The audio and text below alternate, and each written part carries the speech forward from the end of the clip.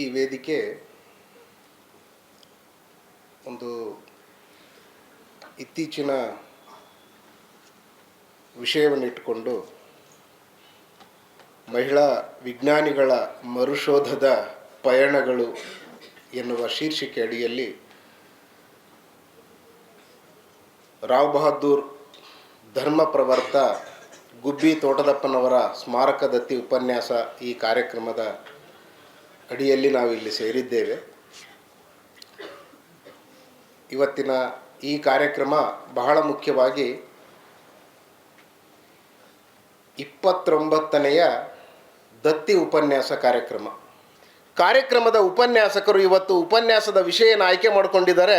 ಅದರ ಮೂಲಕನೇ ಅವರು ನಮಗೆ ಪರಿಚಯ ಆಗ್ತಾ ಇದ್ದಾರೆ.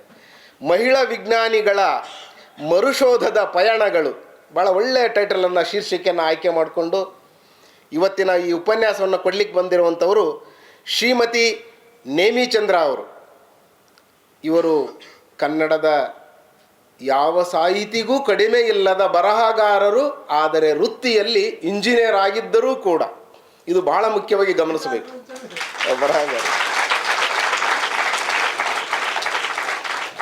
ಅವರು 1959ರ ಕಾಲಘಟ್ಟದಲ್ಲಿ ಚಿತ್ರದುರ್ಗದಲ್ಲಿ ಜನಿಸಿ ಕೇವಲ 5 ವರ್ಷಕ್ಕೆ ಚಿತ್ರದುರ್ಗವನ್ನು ಬಿಟ್ಟು ಅಧ್ಯಯನಕ್ಕೋಸ್ಕರ ಇವನ್ ತುಮಕೂರಿನಲ್ಲಿ ಅಧ್ಯಯನ ಮಾಡಿ, ಮೈಸೂರಿನಲ್ಲಿ ಅಧ್ಯಯನ ಮಾಡಿ, ಬೆಂಗಳೂರಿನಲ್ಲಿ ಇಂಡಿಯನ್ ಇನ್ಸ್ಟಿಟ್ಯೂಟ್ ಆಫ್ ಸೈನ್ಸ್ನಲ್ಲಿ MS ಪದವಿಯನ್ನು ಪೂರೈಸಿ ಇಲ್ಲಿಯ HALನಲ್ಲಿ ಅಭಿಯಂತರರಾಗಿ ಇಂಜಿನಿಯರ್ ಆಗಿ ಇಲ್ಲಿವರೆಗೂ ಸೇವೆಯನ್ನು ಸಲ್ಲಿಸಿ ನಿವೃತ್ತರಾಗಿ ಅಷ್ಟೇ ದೊಡ್ಡ ಛಾಪನ್ನು ಕನ್ನಡದ ಬರಹ ಕ್ಷೇತ್ರದಲ್ಲಿ ಬರಹಗಾರ್ತಿಯಾಗಿ ಗುರುತಿಸಿಕೊಂಡ ಹೆಗ್ಗಳಿಕೆ ಶ್ರೀಮತಿ ನೇಮಿಚಂದ್ರ.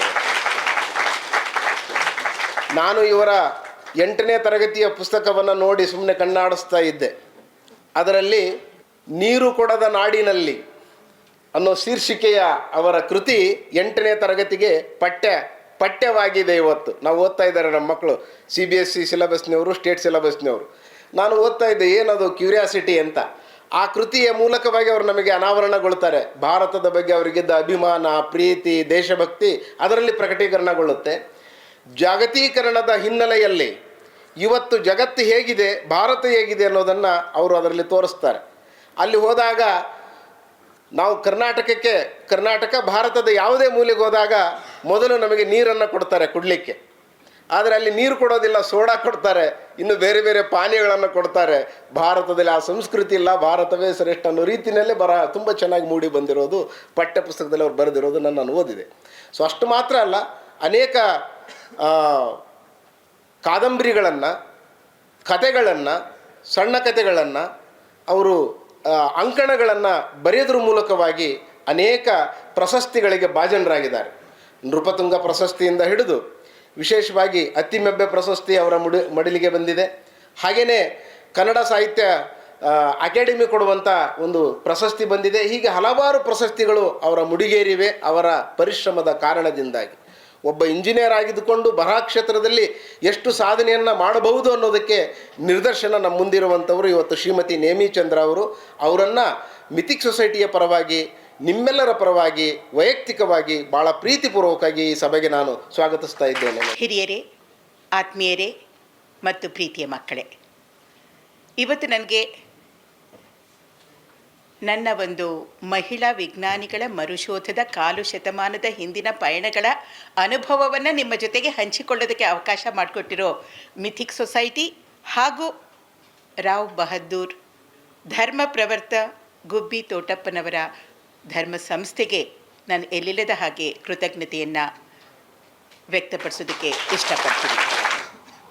ಇಂತಹದೇ ಒಂದು ಆಲಂಬನ ಛತ್ರದಲ್ಲಿ ನಮ್ಮ ತಂದೆಯವರು ಪ್ರೊಫೆಸರ್ ಗುಂಡಣ್ಣ ಓದಿದ್ದು, ವಾರನ ಉಂಡ್ಕೊಂಡಿದ್ದಂತಹ ನಮ್ಮ ತಂದೆಯವರು ಆ ಛತ್ರದಲ್ಲಿ ಆಶ್ರಯ ಸಿಕ್ಕ ಮೇಲೆ ಅನ್ನ ಒಂದು ಕಡೆ ಸಿಕ್ಕೋಕ್ಕೆ ಆರಂಭ ಆಯಿತು. ಅವರು ಓದಿದರು, MA ಮಾಡಿದರು, ಕುವೆಂಪು ಅವರ ಶಿಷ್ಯರಾಗಿದ್ದರು. ಅವರು ಕೂಡ ಕನ್ನಡದ ಸಾಹಿತಿ. ನಮ್ಮ ಮನೆಯಲ್ಲಿ ನಮ್ಮ ತಂದೆಯವರು ಬಟ್ಟೆ ಬರೆಗೆ ಹಣ ಹಾಕೋದು ವ್ಯರ್ಥ ಅಂತ ಅಂದ್ಕೊಂಡಿದ್ರು. ಆ ಕಾಲದಲ್ಲಿ ನಾನು ಚಿಕ್ಕವಳಾಗಿದ್ದಾಗ, ನನಗಿವಾಗ 65 ವರ್ಷ, ಆ ಕಾಲದಲ್ಲಿ ಈ ಕೋಆಪರೇಟಿವ್ ಸೊಸೈಟಿನಲ್ಲಿ ಸೊಸೈಟಿ ಬಟ್ಟೆ ಬರ್ತಾಯಿತ್ತು, ಚೀಟಿ ಬಟ್ಟೆ. ಬರೀ ಆ ಚೀಟಿ ಬಟ್ಟೆ ತಂದುಬಿಟ್ಟು ನನಗೆ ಲಂಗ ಜಂಪರ್ ಹೊಲಿಸ್ತಾ ಇದ್ದಿದ್ದು. ನನ್ನ ಸ್ನೇಹಿತರ ಮನೆಗೆ ಹೋದರೆ ಅವರ ಮನೆಯ ಕಿಟಿಕಿಯ ಕರ್ಟನ್ನು ನನ್ನ ಲಂಗ ಒಂದೇ ಬಟ್ಟೆನಲ್ಲಿ ಇರ್ತಾ ಇತ್ತು. ಆ ಕಾಲದಲ್ಲಿ ಇವತ್ತಿನ ಹಾಗೆ ಐಷಾರಾಮದ ಕರ್ಟನ್ಗಳು ಇರ್ತಾ ಇರಲಿಲ್ಲ. ಮನೇಲಿ ಯಾವುದೋ ಹಳೆ ಬಟ್ಟೆ, ಒಂದು ಹಳೆ ಸೀರೆ, ಕರ್ಟನ್ ಆಗ್ತಾ ಇತ್ತು. ಇಲ್ಲ ಈ ರೀತಿ ಬಹಳ ಅಗ್ಗವಾಗಿ ಸಿಗುವಂತಹ ಚೀಟಿ ಬಟ್ಟೆಗಳು. ಆದರೆ ಬಟ್ಟೆಗೆ ಹಣವನ್ನು ಹಾಕುವುದು ವ್ಯರ್ಥ ಅಂತ ಭಾವಿಸಿದ ನಮ್ಮ ತಂದೆಯವರು ಪುಸ್ತಕಗಳಿಗೆ ಎಲ್ಲಿಲ್ಲದ ಹಾಗೆ ಹಣ ಹಾಕ್ತಾ ಇದ್ರು. ನಮ್ಮ ಮನೆಯಲ್ಲಿ ನೂರಾರು ಪುಸ್ತಕಗಳು. ನೀವು ಇಂಜಿನಿಯರ್ ಆಗಿದ್ದೀರಾ, ಹೇಗೆ ಸಾಹಿತಿಗಳಾಗಿದ್ದೀರಿ ಅಂತ ಕೇಳುವ ಪ್ರಶ್ನೆಗಳಿಗೆ ಆ ಪ್ರಶ್ನೆಗಳೇ ನನಗೆ ಅರ್ಥ ಆಗೋದಿಲ್ಲ. ಯಾಕೆಂದರೆ ನಮ್ಮ ಮನೆಯಲ್ಲಿ ಎಲ್ಲವೂ ಇತ್ತು. ಕನ್ನಡದ ನೂರಾರು ಪುಸ್ತಕಗಳು, ಇಂಗ್ಲೀಷ್ನ ನೂರಾರು ಪುಸ್ತಕಗಳು. ಆ ಪುಸ್ತಕಗಳ ನಮ್ಮ ಮನೆಯ ಗ್ರಂಥಾಲಯದಲ್ಲಿ, ನಮ್ಮ ತಂದೆಯವರ ಈ ಗ್ರಂಥಾಲಯದಲ್ಲಿ ನಾನು ಎಲ್ಲರನ್ನ ಭೇಟಿ ಮಾಡಿದ್ದೆ. ಸಾಹಿತಿಗಳನ್ನ ಭೇಟಿ ಮಾಡಿದ್ದೆ, ವಿಜ್ಞಾನಿಗಳನ್ನ ಭೇಟಿ ಮಾಡಿದ್ದೆ. ಹಾಗಾಗಿ ಸಾಹಿತ್ಯ ಆಗಲಿ ವಿಜ್ಞಾನ ಆಗಲಿ ಒಂದಕ್ಕೊಂದು ಅವು ಬೇರೆ ಅಂತಲೇ ನನಗೆ ಅನ್ನಿಸ್ಲಿಲ್ಲ. ಪ್ರತಿಯೊಂದು ನಮ್ಮ ಸೃಜನಶೀಲತೆಯ ಅಭಿವ್ಯಕ್ತಿಯ ಮಾಧ್ಯಮಗಳು ಅಂತಲೇ ನನಗೆ ಅನ್ನಿಸ್ಕೊಂಡ್ಬಿಟ್ಟು ಬಂದಿದೆ. ನಾನಿವತ್ತು ಮಾತನಾಡೋಕ್ಕೆ ಹೊರಟಿರುವಂತಹ ಒಂದು ವಿಷಯ ಮಹಿಳಾ ವಿಜ್ಞಾನಿಗಳನ್ನ ಕುರಿತದ್ದು. ಅದಕ್ಕೆ ಮೊದಲು ಒಂದು ಸಣ್ಣ ನನ್ನ ಪರಿಚಯ ಮಾಡಿಕೊಡ್ತಾ, ನೀರು ಕೊಟ್ಟದ ನಾಡಿನಲ್ಲಿ ನಾನು ಬರೆದಿದ್ದೀನಿ. ಬೇರೆ ದೇಶಗಳ ಒಂದು ಸಂಸ್ಕೃತಿ ಸರಿಯಿಲ್ಲ, ನಮ್ಮದೇ ಶ್ರೇಷ್ಠ ಅನ್ನುವ ಒಂದು ಮಾತು ಕೇಳಿಬಂತು. ಆ ಒಂದು ಪಠ್ಯವನ್ನು ನಾನು ಬರೆದಿದ್ದು ಕಾಲು ಶತಮಾನದ ಹಿಂದೆ ನಾನು ವಿದೇಶಕ್ಕೆ ಹೋದಾಗ. ಆಗ ನಮ್ಮ ಭಾರತದಲ್ಲಿ ಒಂದೇ ಒಂದು ಪ್ಲಾಸ್ಟಿಕ್ ನೀರಿನ ಬಾಟಲ್ ಇರಲಿಲ್ಲ. ಇವತ್ತು ನನಗೆ ಬಹಳ ಖುಷಿಯಾಗೋದೇನು ಅಂದರೆ, ನಾನು ಇವತ್ತು ಎಲ್ಲಿ ಭಾಷಣ ಮಾಡೋಕ್ಕೆ ಹೋದ್ರೂ, ಒಂದು ಸಣ್ಣ ಹಳ್ಳಿಗೆ ಹೋದ್ರೂ ಕೂಡ ಅಲ್ಲಿ ಆ ಪ್ಲಾಸ್ಟಿಕ್ ಬಾಟ್ಲಲ್ಲಿ, ಏಕ ಬಳಕೆಯ ಪ್ಲಾಸ್ಟಿಕ್ ಬಾಟ್ಲ್ ನಾನು ಹೇಳ್ತಾ ಇರೋದು, ಏಕ ಬಳಕೆಯ ಪ್ಲಾಸ್ಟಿಕ್ ಬಾಟ್ಲ್ನಲ್ಲಿ ನೀರು ತುಂಬಿರ್ತಾರೆ. ಅದಕ್ಕೆ ನಾನು ಎಲ್ಲಿ ಹೋದ್ರೂ ನನ್ನ ಸ್ಟೀಲಿನ ಬಾಟ್ಲ್ ಜೊತೆಗೆ ಇಟ್ಕೊಂಡು ಹೋಗ್ತೀನಿ. ಯಾಕೆಂದರೆ ಆ ಪಾಪದಲ್ಲಿ ನನ್ನ ಪಾಲು ಬೇಡ ಅಂತ. 2 ಗುಟುಕು ನೀರು ಕುಡಿದು ಎಸಿತೀವಿ. ಅದು ಶಾಶ್ವತವಾಗಿ ಅಲ್ಲಿ ಪರಿಸರವನ್ನು ನಾಶ ಮಾಡುತ್ತೆ. ಪರಿಸರಕ್ಕೆ ಆಗುವ ಹಾನಿ ನಮ್ಮ ಆರೋಗ್ಯಕ್ಕೆ ಹಾನಿ ಅಂತ ಕೋವಿಡ್ ಬಂದ ಮೇಲಾದರೂ ನಮಗೆ ತಿಳಿಬೇಕು. ಆದರೆ ಬಹಳಷ್ಟು ಜನ ಅರ್ಥಕೊಳ್ಳಲ್ಲ. ಇವತ್ತು ನಾವು ಆ ವಿದೇಶದ ಆ ಕೊಳ್ಳುಬಾಕ ಸಂಸ್ಕೃತಿನ ಹೇಗೆ ಹಿಡಿದಿದ್ದೀವಿ ಅಂದರೆ, ಇವತ್ತೇನಾದರೂ ನಾನು ಬರೆಯೋಕ್ಕೆ ಹೋಗಬೇಕು ಅಂದರೆ ಅದೇ ಒಂದು ಪ್ರಬಂಧವನ್ನು ನೀರು ಕೊಡದೆ ನಮ್ಮ ನಾಡಿನಲ್ಲಿ ಅಂತ ಬರಿಬೇಕಾಗಿದೆ. ಯಾಕೆಂದರೆ ಬೆಂಗಳೂರಿನಲ್ಲಿ ಅಲ್ಲ, ಒಂದು ಸಣ್ಣ ಊರಿಗೆ ಹೋದ್ರೂ, ಒಂದು ಹೋಟ್ಲಿಗೆ ನಾನು ಹೋದರೆ ಮೊದಲು ಅವರು ಇಡೋದು ಆ ಪ್ಲಾಸ್ಟಿಕ್ನಲ್ಲಿ ಬರುವ ನೀರನ್ನು, ಯಾಕೆಂದರೆ ಕೊಳ್ಳಲಿ ಅಂತ. ಅನೇಕ ಬಾರಿ ನಾನು ಅನೇಕ ಬಾರಿ ಅಲ್ಲ, ಪ್ರತಿ ಬಾರಿನೂ ಯಾವುದೇ ಮುಜುಗರವಿದೆ ನನಗೆ ಸಾಮಾನ್ಯವಾದ ನೀರು ತನ್ನಿ ಅಂತಾರೆ. ಸಾಮಾನ್ಯವಾದ ನೀರು ಏನು ಅಂತ, ಪುಕ್ಕಟ್ಟೆ ಆಗಿರೋ ನೀರಿಗೆ ಬೇಕಾಗಿದೆ. ಅವರು ನಿಮ್ಮನ್ನು ನೋಡುವ ರೀತಿಯೇ ಹೇಗಿದೆ ಅಂದರೆ, ನಮ್ಮ ಸಂಸ್ಕೃತಿ ಬಹಳ ಬೇಗ ಈ ರೀತಿಯ ಸಂಸ್ಕೃತಿ ಅನ್ನೋ ಪದ ಬಹಳ ವಿಶಾಲವಾದ ಅರ್ಥ ಇದೆ. ನಾನು ಅದನ್ನು ಬಗ್ಗೆ ಮಾತಾಡ್ತಿಲ್ಲ. ಆದರೆ ಈ ಒಂದು ಪರ್ಟಿಕ್ಯುಲರ್ ವಿಷಯ, ನೀವು ನೀರು ಕೊಡುವ ವಿಷಯ ಇತ್ತಲ್ಲ, ನಾವು ಕೂಡ ನೀರು ಕೊಡದ ನಾಡಾಗ್ತಾ ಇದ್ದೀವಿ. ಇದನ್ನು ನಾವು ಪರಿವರ್ತಿಸಬೇಕು. ಇವತ್ತು ನನಗೆ ತುಂಬ ಖುಷಿಯಾಗಿದ್ದು, ಇಲ್ಲಿ ನೀವು ಒಂದು ಸ್ಟೀಲ್ ಲೋಟದಲ್ಲಿ ನನಗೆ ನೀರು ಕೊಡ್ತಾ ಇದ್ದೀರಾ, ಧನ್ಯವಾದಗಳು. ನಾವೇನಂದ್ಕೊಳ್ತೀವಿ, ಆ ಪ್ಲಾಸ್ಟಿಕ್ ಬಾಟ್ಲಲ್ಲಿ ಕೊಳ್ಳುವಂತಹ ನೀರು ಮಾತ್ರ ಶುದ್ಧ, ಅದರಿಂದ ನಮ್ಮ ಆರೋಗ್ಯ ಅಂತ. ದಯವಿಟ್ಟು ಗಮನಿಸಿ, ನೀವು ಇಲ್ಲಿ ವಿಜ್ಞಾನದ ವಿದ್ಯಾರ್ಥಿಗಳು ಇರ್ತೀರಾ, ರಸಾಯನಶಾಸ್ತ್ರದ ನಿಮ್ಮ ಪ್ರೊಫೆಸರ್ಗಳನ್ನ ಮಾತನಾಡಿಸಿ, ಏಕ ಬಳಕೆಯ ಪ್ಲಾಸ್ಟಿಕ್ನಲ್ಲಿ ಬಳಸಲಾಗುವುದು toxic chemicals. They leach into the water with time and temperature.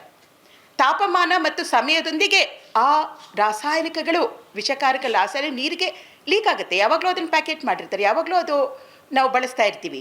ನಮ್ಮದು ಈ ಬಿಸಿಲು ದೇಶ ಬೇರೆ. ಅದಲ್ಲದೆ ಇನ್ನೂ ಒಂದು ತಾಪತ್ರಯ ಇದೆ, ಮೈಕ್ರೋಪ್ಲಾಸ್ಟಿಕ್ಸ್ ಬಗ್ಗೆ ನೀವು ಕೇಳಿರ್ತೀರಾ. ಮೈಕ್ರೋಪ್ಲಾಸ್ಟಿಕ್ಸ್ ಅತ್ಯಂತ ಸಣ್ಣದಾದ ಪ್ಲಾಸ್ಟಿಕ್ಕಿನ ಆ ಚೂರುಗಳು ನಮ್ಮ ರಕ್ತ ಪರಿಚಲನೆಯೊಳಗೆ ಸೇರಿಕೊಂಡು ನಮ್ಮ ಒಳಗಿನ ಅವಯವಗಳಲ್ಲಿ they can go and get stuck. ಹಾಗಾಗಿ ಯಾರೋ ಎಳೆಯ ವಯಸ್ಸಿನ ಒಂದು 40-50 ವರ್ಷದವರು ಅವ್ರಿಗೇನೋ ಪ್ಯಾಂಕ್ರಿಯಾಸ್ ಫೇಲ್ ಅಂತಾರೆ, ಇನ್ನೇನೋ ಫೇಲ್ ಅಂತಾರೆ. ಇದು ಇತ್ತೀಚಿನ ದಶಕಗಳಲ್ಲಿ ಕಾಣಿಸಿಕೊಳ್ಳುತ್ತಿರುವ ಹೊಸದಾದ ತಾಪತ್ರಯಗಳು, ನಮ್ಮ ಅನಾರೋಗ್ಯದ ತಾಪತ್ರಯಗಳು. ಸುಮಾರು 2 ವರ್ಷಗಳ ಹಿಂದೆ ಅನಿಸುತ್ತೆ, ಯುರೋಪಿನ ಒಂದು ಸರ್ವೆಯ ರಿಪೋರ್ಟ್, ನಾನು ವರದಿಯನ್ನು ಓದ್ತಾ ಇದ್ದೆ. ಅಲ್ಲಿ ಸುಮಾರು 15 ನೀರಿನ ಬ್ರ್ಯಾಂಡ್ಗಳ ನೀರನ್ನು ತೆಗೆದುಕೊಂಡು 1 ಲೀಟರ್ ನೀರಿನಲ್ಲಿ ಎಷ್ಟು ಮೈಕ್ರೋಪ್ಲಾಸ್ಟಿಕ್ ಇದೆ ಅಂತ ಅವರು ಸರ್ವೆ ಮಾಡಿದಾಗ ಸುಮಾರು ಸರಾಸರಿ 300ರಿಂದ 400ರಷ್ಟು ಮೈಕ್ರೋಪ್ಲಾಸ್ಟಿಕ್ 1 ಲೀಟರ್ ನೀರಿನಲ್ಲಿದ್ದು. ಪ್ಯಾಕ್ಡ್ ವಾಟರ್, ಏಕ ಬಳಕೆ ಪ್ಲಾಸ್ಟಿಕ್ನಲ್ಲಿ ಪ್ಯಾಕ್ ಆಗಿರುವಂತಹ ನೀರು. ಕೆಲವು ಮ್ಯಾಕ್ಸಿಮಮ್ ಎಷ್ಟಿತ್ತು ಅಂದರೆ 10,000 ಮೈಕ್ರೋಪ್ಲಾಸ್ಟಿಕ್ಕಿನ ಚೂರುಗಳಲ್ಲಿತ್ತು. ಹಾಗಾಗಿ ದಯವಿಟ್ಟು ಪರಿಸರದ ಆರೋಗ್ಯ, ನಮ್ಮ ಆರೋಗ್ಯ ಪರಸ್ಪರ ಜೋಡಿಯಾಗಿದೆ. ನೀರು ಕೊಡದ ನಾಡಿನಲ್ಲಿ ಅಂತ ಬರೆದಿದ್ದು ನೀರು ಕೊಡದ ನಮ್ಮ ನಾಡು ಆಗಿಬಿಟ್ಟಿದ್ದೀವಿ. ದಯವಿಟ್ಟು ಇದನ್ನು ನಾವೇ ಪರಿವರ್ತಿಸಬಹುದು. ನೀವು ಎಲ್ಲಿಗೆ ಹೋದರೂ ಒಂದು ಹೋಟೆಲ್ ಶುದ್ಧವಾದ ನೀರನ್ನು ತನ್ನ ಗ್ರಾಹಕರಿಗೆ ಕೊಡೋದು ಅವರ ಒಂದು ಕರ್ತವ್ಯ. ಅದನ್ನು ನೀವು ಬೇಡಿ ತೆಗೆದುಕೊಳ್ಳಿ, ಸಂಕೋಚವಿಲ್ಲದೆ ಕೇಳಿ. ಈ ನೀರನ್ನು ಕೊಳ್ಳುವುದಿಲ್ಲ, ಶುದ್ಧವಾದ ನೀರು ಒಂದು ಗ್ಲಾಸ್ನಲ್ಲಿ ಫಿಲ್ಟರ್ ವಾಟರ್ ತಂದುಕೊಡಿ ಅಂತ ಕೇಳಿ. ಇದು ವಿಷಯ ಬೇರೆಲ್ಲಿಗೂ ಹೋಯಿತು. ಮತ್ತೆ ನನ್ನ ವಿಷಯಕ್ಕೆ ಬರ್ತೀನಿ. ಮಹಿಳಾ ವಿಜ್ಞಾನಿಗಳ ನನ್ನ ಈ ವೈಯಕ್ತಿಕ ಪಯಣಕ್ಕೆ ಒಂದು ಹಿನ್ನೆಲೆ ಇದೆ. ಆ ಹಿನ್ನೆಲೆಯನ್ನು ಮೊದಲು ನಿಮಗೆ ವಿವರಿಸೋದಕ್ಕೆ ಇಷ್ಟಪಡ್ತೀನಿ. ಮಹಿಳಾ ವಿಜ್ಞಾನಿಗಳ ಇದು ಒಂದು ವೈಯಕ್ತಿಕ ಪಯಣ ಆದರೂ ಕೂಡ ನನ್ನ ಮಟ್ಟಿಗೆ ಇದು ಇತಿಹಾಸದಲ್ಲಿ ಕಳೆದು ಹೋಗಿರುವಂತಹ ಚರಿತ್ರೆಗಳ ಒಂದು ಹುಡುಕಾಟದ ಒಂದು ಸಣ್ಣ ಪ್ರಯತ್ನ. ಅದು ಮಹಿಳೆಯರು ಕಳೆದು ಹೋಗಿದ್ದಾರೆ, ಅನೇಕ ಸಮುದಾಯಗಳು ಕಳೆದು ಹೋಗಿವೆ. ಇತಿಹಾಸದಲ್ಲಿ ಎಲ್ಲವೂ ದಾಖಲಾಗಿಲ್ಲ. ನಾನು ಅನೇಕ ಬಾರಿ ಹೇಳ್ತಾ ಇರ್ತೀನಿ, ಪುನರಾವರ್ತನೆ ಆಗಬಹುದು. ರಾಜರ ಕಥೆ ನಮಗೆ ಗೊತ್ತಿದೆ, ಜನಸಾಮಾನ್ಯರ ಕಥೆ ಗೊತ್ತಿಲ್ಲ. ಹಾಗೆಯೇ ಒಂದು ಮೇಲ್ವರ್ಗದ ಕಥೆ, ಹಣವಂತರ ಕಥೆ, ವಿದ್ಯಾವಂತರ ಕಥೆ ನಮಗೆ ಗೊತ್ತಿರುತ್ತೆ. ಆದರೆ ಕೆಳವರ್ಗದ ಕಥೆ, ಬಡವರ ಕಥೆ, ಅನಕ್ಷರಸ್ಥರ ಕಥೆ ನಮಗೆ ಗೊತ್ತಿರೋದಿಲ್ಲ. ಹಾಗೆಯೇ his story has become history ಅಂತ ನೀವು ಕೇಳಿರ್ತೀರ. ಹರ್ ಸ್ಟೋರಿ ಹೇಳುವ ಒಂದು ಸಂದರ್ಭ ನನಗೆ ಯಾಕೆ ಬಂತು ಅಂತ ಒಂದಿಷ್ಟು ಹಿನ್ನೆಲೆಯನ್ನು ಕೊಟ್ಟು ನನ್ನ ಮಾತುಗಳನ್ನ ನಾನು ಆರಂಭ ಮಾಡ್ತೀನಿ. ಪ್ರತಿ ವರ್ಷ ನೀವು SLC ಫಲಿತಾಂಶ ನೋಡಿ, ಹೆಣ್ಮಕ್ಳು ಎಲ್ಲಿರ್ತಾರೆ? Girls are on top. ಅವರು ಭಾಳ ಪ್ರತಿ ಸತಿ ನೀವು ಕನ್ನಡದ ಪತ್ರಿಕೆ ನೋಡಿದ್ರೆ ಜಾಣಿಯರ ದರ್ಬಾರು ಅಂತ ಬಂದಿರುತ್ತಲ್ಲಿ. Girls outdo boys. Bus ಕಂಡಕ್ಟರ ಒಬ್ಬ ಮಗಳು 8 ಚಿನ್ನದ ಪದಕಗಳನ್ನ ಪಡಿತಾಳೆ. ವಿಶ್ವೇಶ್ವರ ಟೆಕ್ನಾಲಜಿ ತಂತ್ರಜ್ಞಾನದ ವಿಷಯದಲ್ಲೂ, ವಿಜ್ಞಾನ ತಂತ್ರಜ್ಞಾನದ ವಿಷಯದಲ್ಲೂ ಹೆಣ್ಮಕ್ಳು ಮುಂದಿದ್ದಾರೆ. ಗರ್ಲ್ಸ್ ಬೀಟ್ ಬಾಯ್ಸ್, ಫಿಸಿಕಲಿ ಅಲ್ಲ. 5 ಜನ ಹೆಣ್ಮಕ್ಳು ಟಾಪ್ 2 ರ್ಯಾಂಕ್ಸ್ ಪಡ್ಕೊಂಡಿದೆ. ಇದು ಪ್ರತಿ ವರ್ಷ ನಾನು ಒಂದಷ್ಟು ಫೋಟೋ ತಗೊಳ್ತಾ ಇರ್ತೀನಿ. ಈ ಹೆಣ್ಣು ಮಗು ನೋಡಿ 625ಕ್ಕೆ 625 ತೆಗೆದುಕೊಂಡ್ಬಿಟ್ಟಿದ್ದಾಳೆ. SLCನಲ್ಲಿ ನೋಡಿದ್ರೆ, 10ನೇ ತರಗತಿಯಲ್ಲಿ ನೋಡಿದ್ರೆ ಹೆಣ್ಣು ಮಕ್ಕಳು ದೇ ಆರ್ ಆನ್ ಟಾಪ್. ನಂತರ ಎಲ್ಲಿ ಕಳೆದು ಹೋಗ್ತಾರೆ, ಎಲ್ಲಿ ಅದೃಶ್ಯರಾಗ್ತಾರೆ? ನಾನು ಹೋಗುವ ಕಂಪನಿಗಳಲ್ಲಿ ಅಥವಾ ಸಂಶೋಧನಾ ಸಂಸ್ಥೆಗಳಲ್ಲಿ ಯಾಕೆ ಹೆಣ್ಣು ಮಕ್ಕಳು ಅಷ್ಟೊಂದು ಸಂಖ್ಯೆಯಲ್ಲಿ ಕಾಣಬರುವುದಿಲ್ಲ?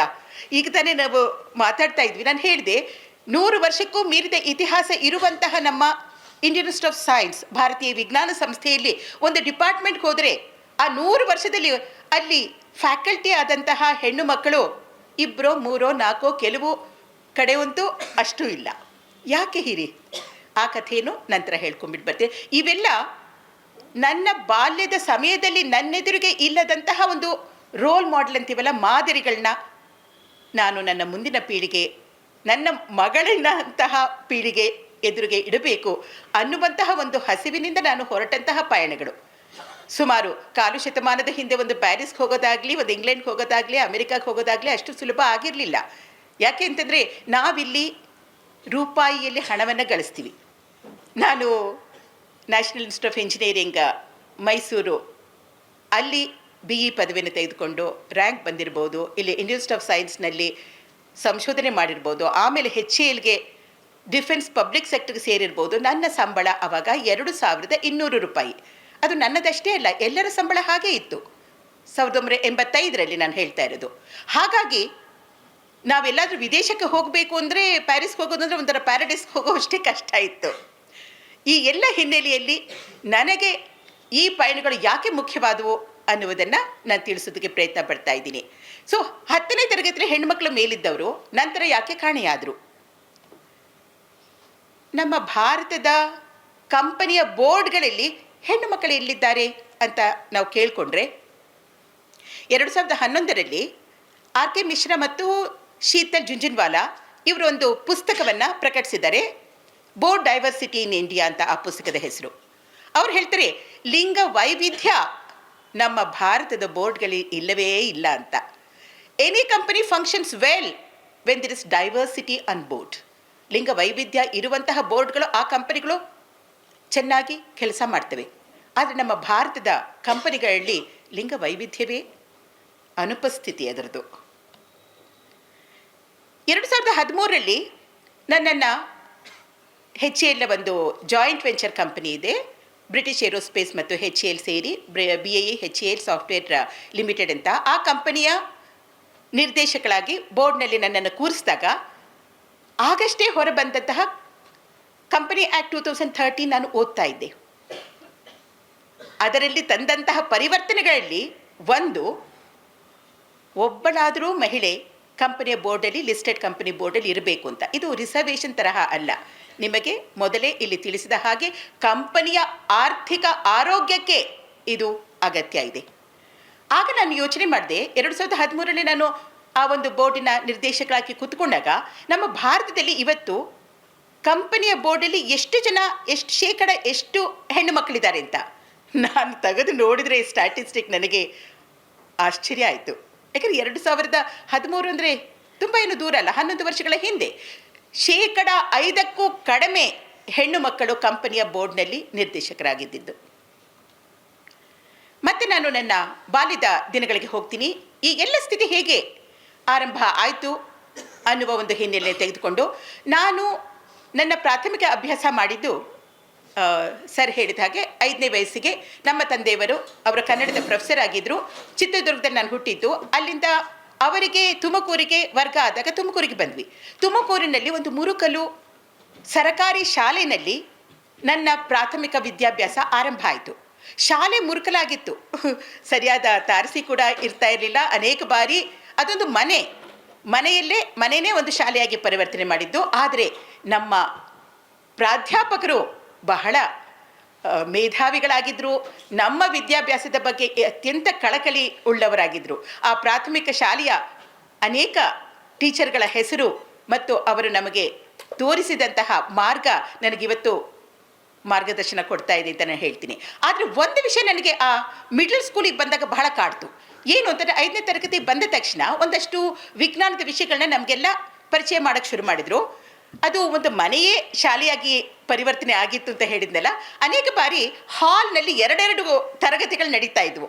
ಈ ಕಡೆ ಒಂದು ತರಗತಿ, ಆ ಕಡೆ ಒಂದು ತರಗತಿ. ನಾನು ಆಗ ಗಮನಿಸಿದ್ದೆ, ಪುಟ್ಟ ವಯಸ್ಸಿನಲ್ಲಿ ಹೆಣ್ಣು ಮಕ್ಕಳಿಗೆ, ಈ ಮಿಡ್ಲ್ ಸ್ಕೂಲ್ನಲ್ಲಿ ಹೆಣ್ಣು ಮಕ್ಕಳಿಗೆ ಗೃಹ ವಿಜ್ಞಾನ ಹೇಳ್ಕೊಡ್ತಾ ಇದ್ರು, ಗಂಡು ಮಕ್ಕಳಿಗೆ ಸಾಮಾನ್ಯ ವಿಜ್ಞಾನ ಹೇಳ್ಕೊಡ್ತಾ ಇದ್ರು. ಈ ಗೃಹ ವಿಜ್ಞಾನದಲ್ಲಿ ನಮಗೆ ಅವಾಗೇನು ಕಲಿಸ್ತಾ ಇದ್ರು, ನಮ್ಮದೇ ಆಸಕ್ತಿಯಿಂದ ಗೃಹ ವಿಜ್ಞಾನ ಓದೋದು ಇಟ್ಸ್ ಎ ಗ್ರೇಟ್ ಫೀಲ್ಡ್, ವಿಜ್ಞಾನದ ಒಂದು ಅದ್ಭುತವಾದ ಶಾಖೆ. ಆದರೆ ನೀನು ಹೆಣ್ಣು ಮಗಳು ಗೃಹ ವಿಜ್ಞಾನ ಓದು, ಅದರೊಳಗೆ ಅಡುಗೆ ಮಾಡೋದು ಹೇಗೆ, ಉಣ್ಣೆ ಬಟ್ಟೆ ಒಗೆಯೋದು ಹೇಗೆ, ರೇಷ್ಮೆ ಬಟ್ಟೆ ಕಾಪಿಡೋದು ಹೇಗೆ, ನನಗಿದ್ರೊಳಗೆ ಆಸಕ್ತಿ ಇರಲಿಲ್ಲ. ಆ ಕಡೆ ನಾನು ಕೇಳ್ತಾ ಇದ್ದೀನಿ, ಆ ಗಂಡು ಮಕ್ಕಳಿಗೆಲ್ಲ ಸಾಮಾನ್ಯ ವಿಜ್ಞಾನದಲ್ಲಿ ಏನೋ ಖಗೋಳಶಾಸ್ತ್ರ ಹೇಳ್ಕೊಡ್ತಾ ಇದ್ದಾರೆ. ಇಲ್ಲ, ಆರಂಭದ ವಿಷಯಗಳೇ ಇರ್ಬೋದು, ಆದರೆ ಆಕಾಶದ್ದೇನೋ ಹೇಳ್ಕೊಡ್ತಾರೆ, ಗ್ರಹ ನಕ್ಷತ್ರಗಳ ಬಗ್ಗೆ ಏನೋ ಹೇಳ್ತಿದ್ದಾರೆ, ಏನೋ ಒಂದು ಏನಪ್ಪ ಈ ಆಟೋಮೊಬೈಲ್ ಬಗ್ಗೆ ಹೇಳ್ತಿದ್ದಾರೆ, ವಿಮಾನಗಳ ಬಗ್ಗೆ ಹೇಳ್ತಾರೆ. ನಾನು ಅನೇಕ ಬಾರಿ ಅಲ್ಲಿ ಹೋಗಿ ಕೂತ್ಕೊಳ್ತಿದ್ದೆ. ಒಬ್ಬ ಮಾಸ್ಟರನ್ನು ಕೈ ಇಟ್ಟು, ಇಲ್ಲೆಲ್ಲ ಹೆಣ್ಮಕ್ಳೆಲ್ಲ ಗೃಹ ವಿಜ್ಞಾನ ಓದಬೇಕು ಅಂತ ತಂದು ಈ ಕಡೆ ಕೂಡಿಸ್ತಾ ಇದ್ರು. ಅದು ಆ ಚಿಕ್ಕ ವಯಸ್ಸಿಗೆ ಗೊತ್ತಾಗ್ತಿರಲಿಲ್ಲ, ಆದರೆ ಸರಿ ಅನ್ನಿಸ್ತಿರ್ಲಿಲ್ಲ. ನಾನು ಹೈಸ್ಕೂಲಿಗೆ ಬಂದೆ. ನಮ್ಮ ತಂದೆಯವರಿಗೆ ತುಮಕೂರಿಂದ ಮೈಸೂರಿಗೆ ವರ್ಗ ಆಯಿತು. ಮೈಸೂರಿಗೆ ವರ್ಗ ಆದಾಗ ಅವರು ಏಕ್ದಮ್ ಒಂದು ಸರ್ಕಾರಿ ಮುರುಕಲು ಶಾಲೆಯಿಂದ ನನ್ನನ್ನು ಬಹಳ ಪ್ರತಿಷ್ಠಿತವಾದ ಕ್ರೈಸ್ತ ಕಿಂಗ್ ಕಾನ್ವೆಂಟ್ಗೆ ತಂದು ಸೇರಿಸಿದರು. ಇದು ಹೆಣ್ಣು ಮಕ್ಕಳ ಶಾಲೆ ಆಗಿರೋದ್ರಿಂದ ಯಾವ ಲಿಂಗ ತಾರತಮ್ಯವೂ ಅಲ್ಲಿ ಅನುಭವಕ್ಕೆ ಬರಲಿಲ್ಲ. ಆದರೆ ನಾನು 13 ವರ್ಷದಲ್ಲಿ 8, 9ನೇ ಕ್ಲಾಸ್ನಲ್ಲಿ ಇದ್ದಾಗ ಮೈಸೂರಿನ ಪ್ರತಿಷ್ಠಿತ ವಿಜ್ಞಾನ ಸಂಸ್ಥೆ ವಿಜ್ಞಾನ ಪ್ರಬಂಧ ಸ್ಪರ್ಧೆಯನ್ನು ಏರ್ಪಡಿಸಿತ್ತು.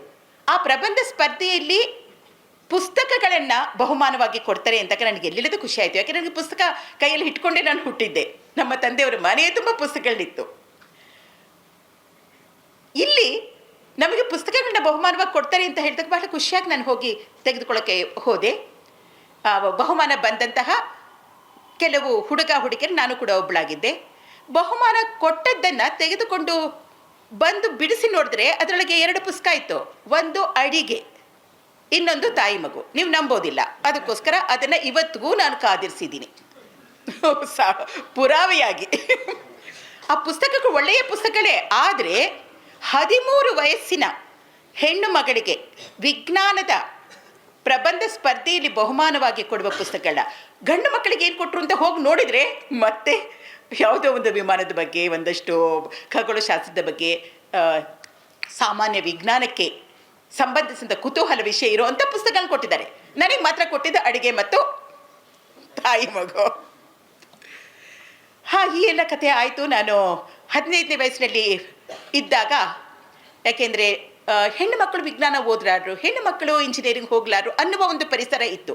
ನನ್ನ ಸುತ್ತಲಿನ ಯಾವ ಪರಿಸರದಲ್ಲೂ ಮೈಸೂರಿನಲ್ಲಿ ನಾನು ಒಬ್ಬ ಮಹಿಳಾ ಇಂಜಿನಿಯರ್ನ ನೋಡಿರಲಿಲ್ಲ.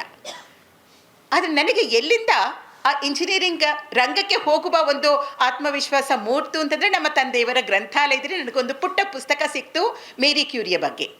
ನಾನು ಓದಿದಂತಹ ಶಾಲೆಯಲ್ಲಾಗಲಿ ಕಾಲೇಜಿನಲ್ಲಾಗಲಿ ಓದಿದ ಯಾವ ಪಠ್ಯದಲ್ಲೂ ಮಹಿಳಾ ವಿಜ್ಞಾನಿಯ ಒಂದೇ ಒಂದು ಉಲ್ಲೇಖವೂ ಇರಲಿಲ್ಲ. ಹಾಗಾಗಿ ಆ ಮೇರಿ ಕ್ಯೂರಿ ಕೂಡ ಅದೊಂದು ಅಪವಾದ ಅಂತ ಹೇಳುವಂತಹ ಪರಿಸರ ಇತ್ತು. ಆದರೆ ಮೇರಿ ಕ್ಯೂರಿಯ ಆ ಒಂದು ಪುಸ್ತಕ ನಮ್ಮ ತಂದೆಯವರ ಗ್ರಂಥಾಲಯದ ಸಿಕ್ಕಿದ್ದು ನನಗೆ ಎಲ್ಲಿಲ್ಲದ ಆತ್ಮವಿಶ್ವಾಸ ಕೊಟ್ಟಿತ್ತು. ನಾನು ಇಂಜಿನಿಯರಿಂಗ್ ಕಾಲೇಜು ಹೋಗಿ ಸೇರಿಕೊಂಡೆ. ನಾವು ಬೆರಳೆಣಿಕೆಯಷ್ಟು ಹೆಣ್ಣು ಮಕ್ಕಳು ಆವಾಗ ಇಂಜಿನಿಯರಿಂಗ್ ಕಾಲೇಜ್ಗೆ ಹೋಗಿ ಸೇರಿದ್ದು. ಎಲ್ಲ ಪ್ರೊಫೆಸರ್ಗಳೆಲ್ಲ ಯಾರೋ ಒಬ್ಬರು, ನೀವು ಹೆಣ್ಣು ಮಕ್ಕಳೆಲ್ಲ ಯಾಕಮ್ಮ ಇಂಜಿನಿಯರಿಂಗ್ ಬಂದ್ರಿ, ಇಲ್ಲೆಲ್ಲ ಮಿಷಿನ್ ಶಾಪ್ ಇರುತ್ತೆ, ಕಾರ್ಪೆಂಟ್ರಿ ಇರುತ್ತೆ, ಫೌಂಡ್ರಿ ಆ್ಯಂಡ್ ಫೋರ್ಜ್ ಇರುತ್ತೆ, ಇದೆಲ್ಲ ಇತ್ತು. ಅವಾಗ 5 ವರ್ಷದ ಕೋರ್ಸು. ಮೊದಲನೇ ವರ್ಷ ನೀವು ಇವೆಲ್ಲವನ್ನೂ ಮಾಡಬೇಕು. ಈಗ 4 ವರ್ಷದ ಕೋರ್ಸು, ಇವೆಲ್ಲ ಕಾರ್ಪೆಂಟ್ರಿ ಎಲ್ಲ ನಿಮ್ಮ ಹತ್ರ ಮಾಡಿಸೋದಿಲ್ಲ.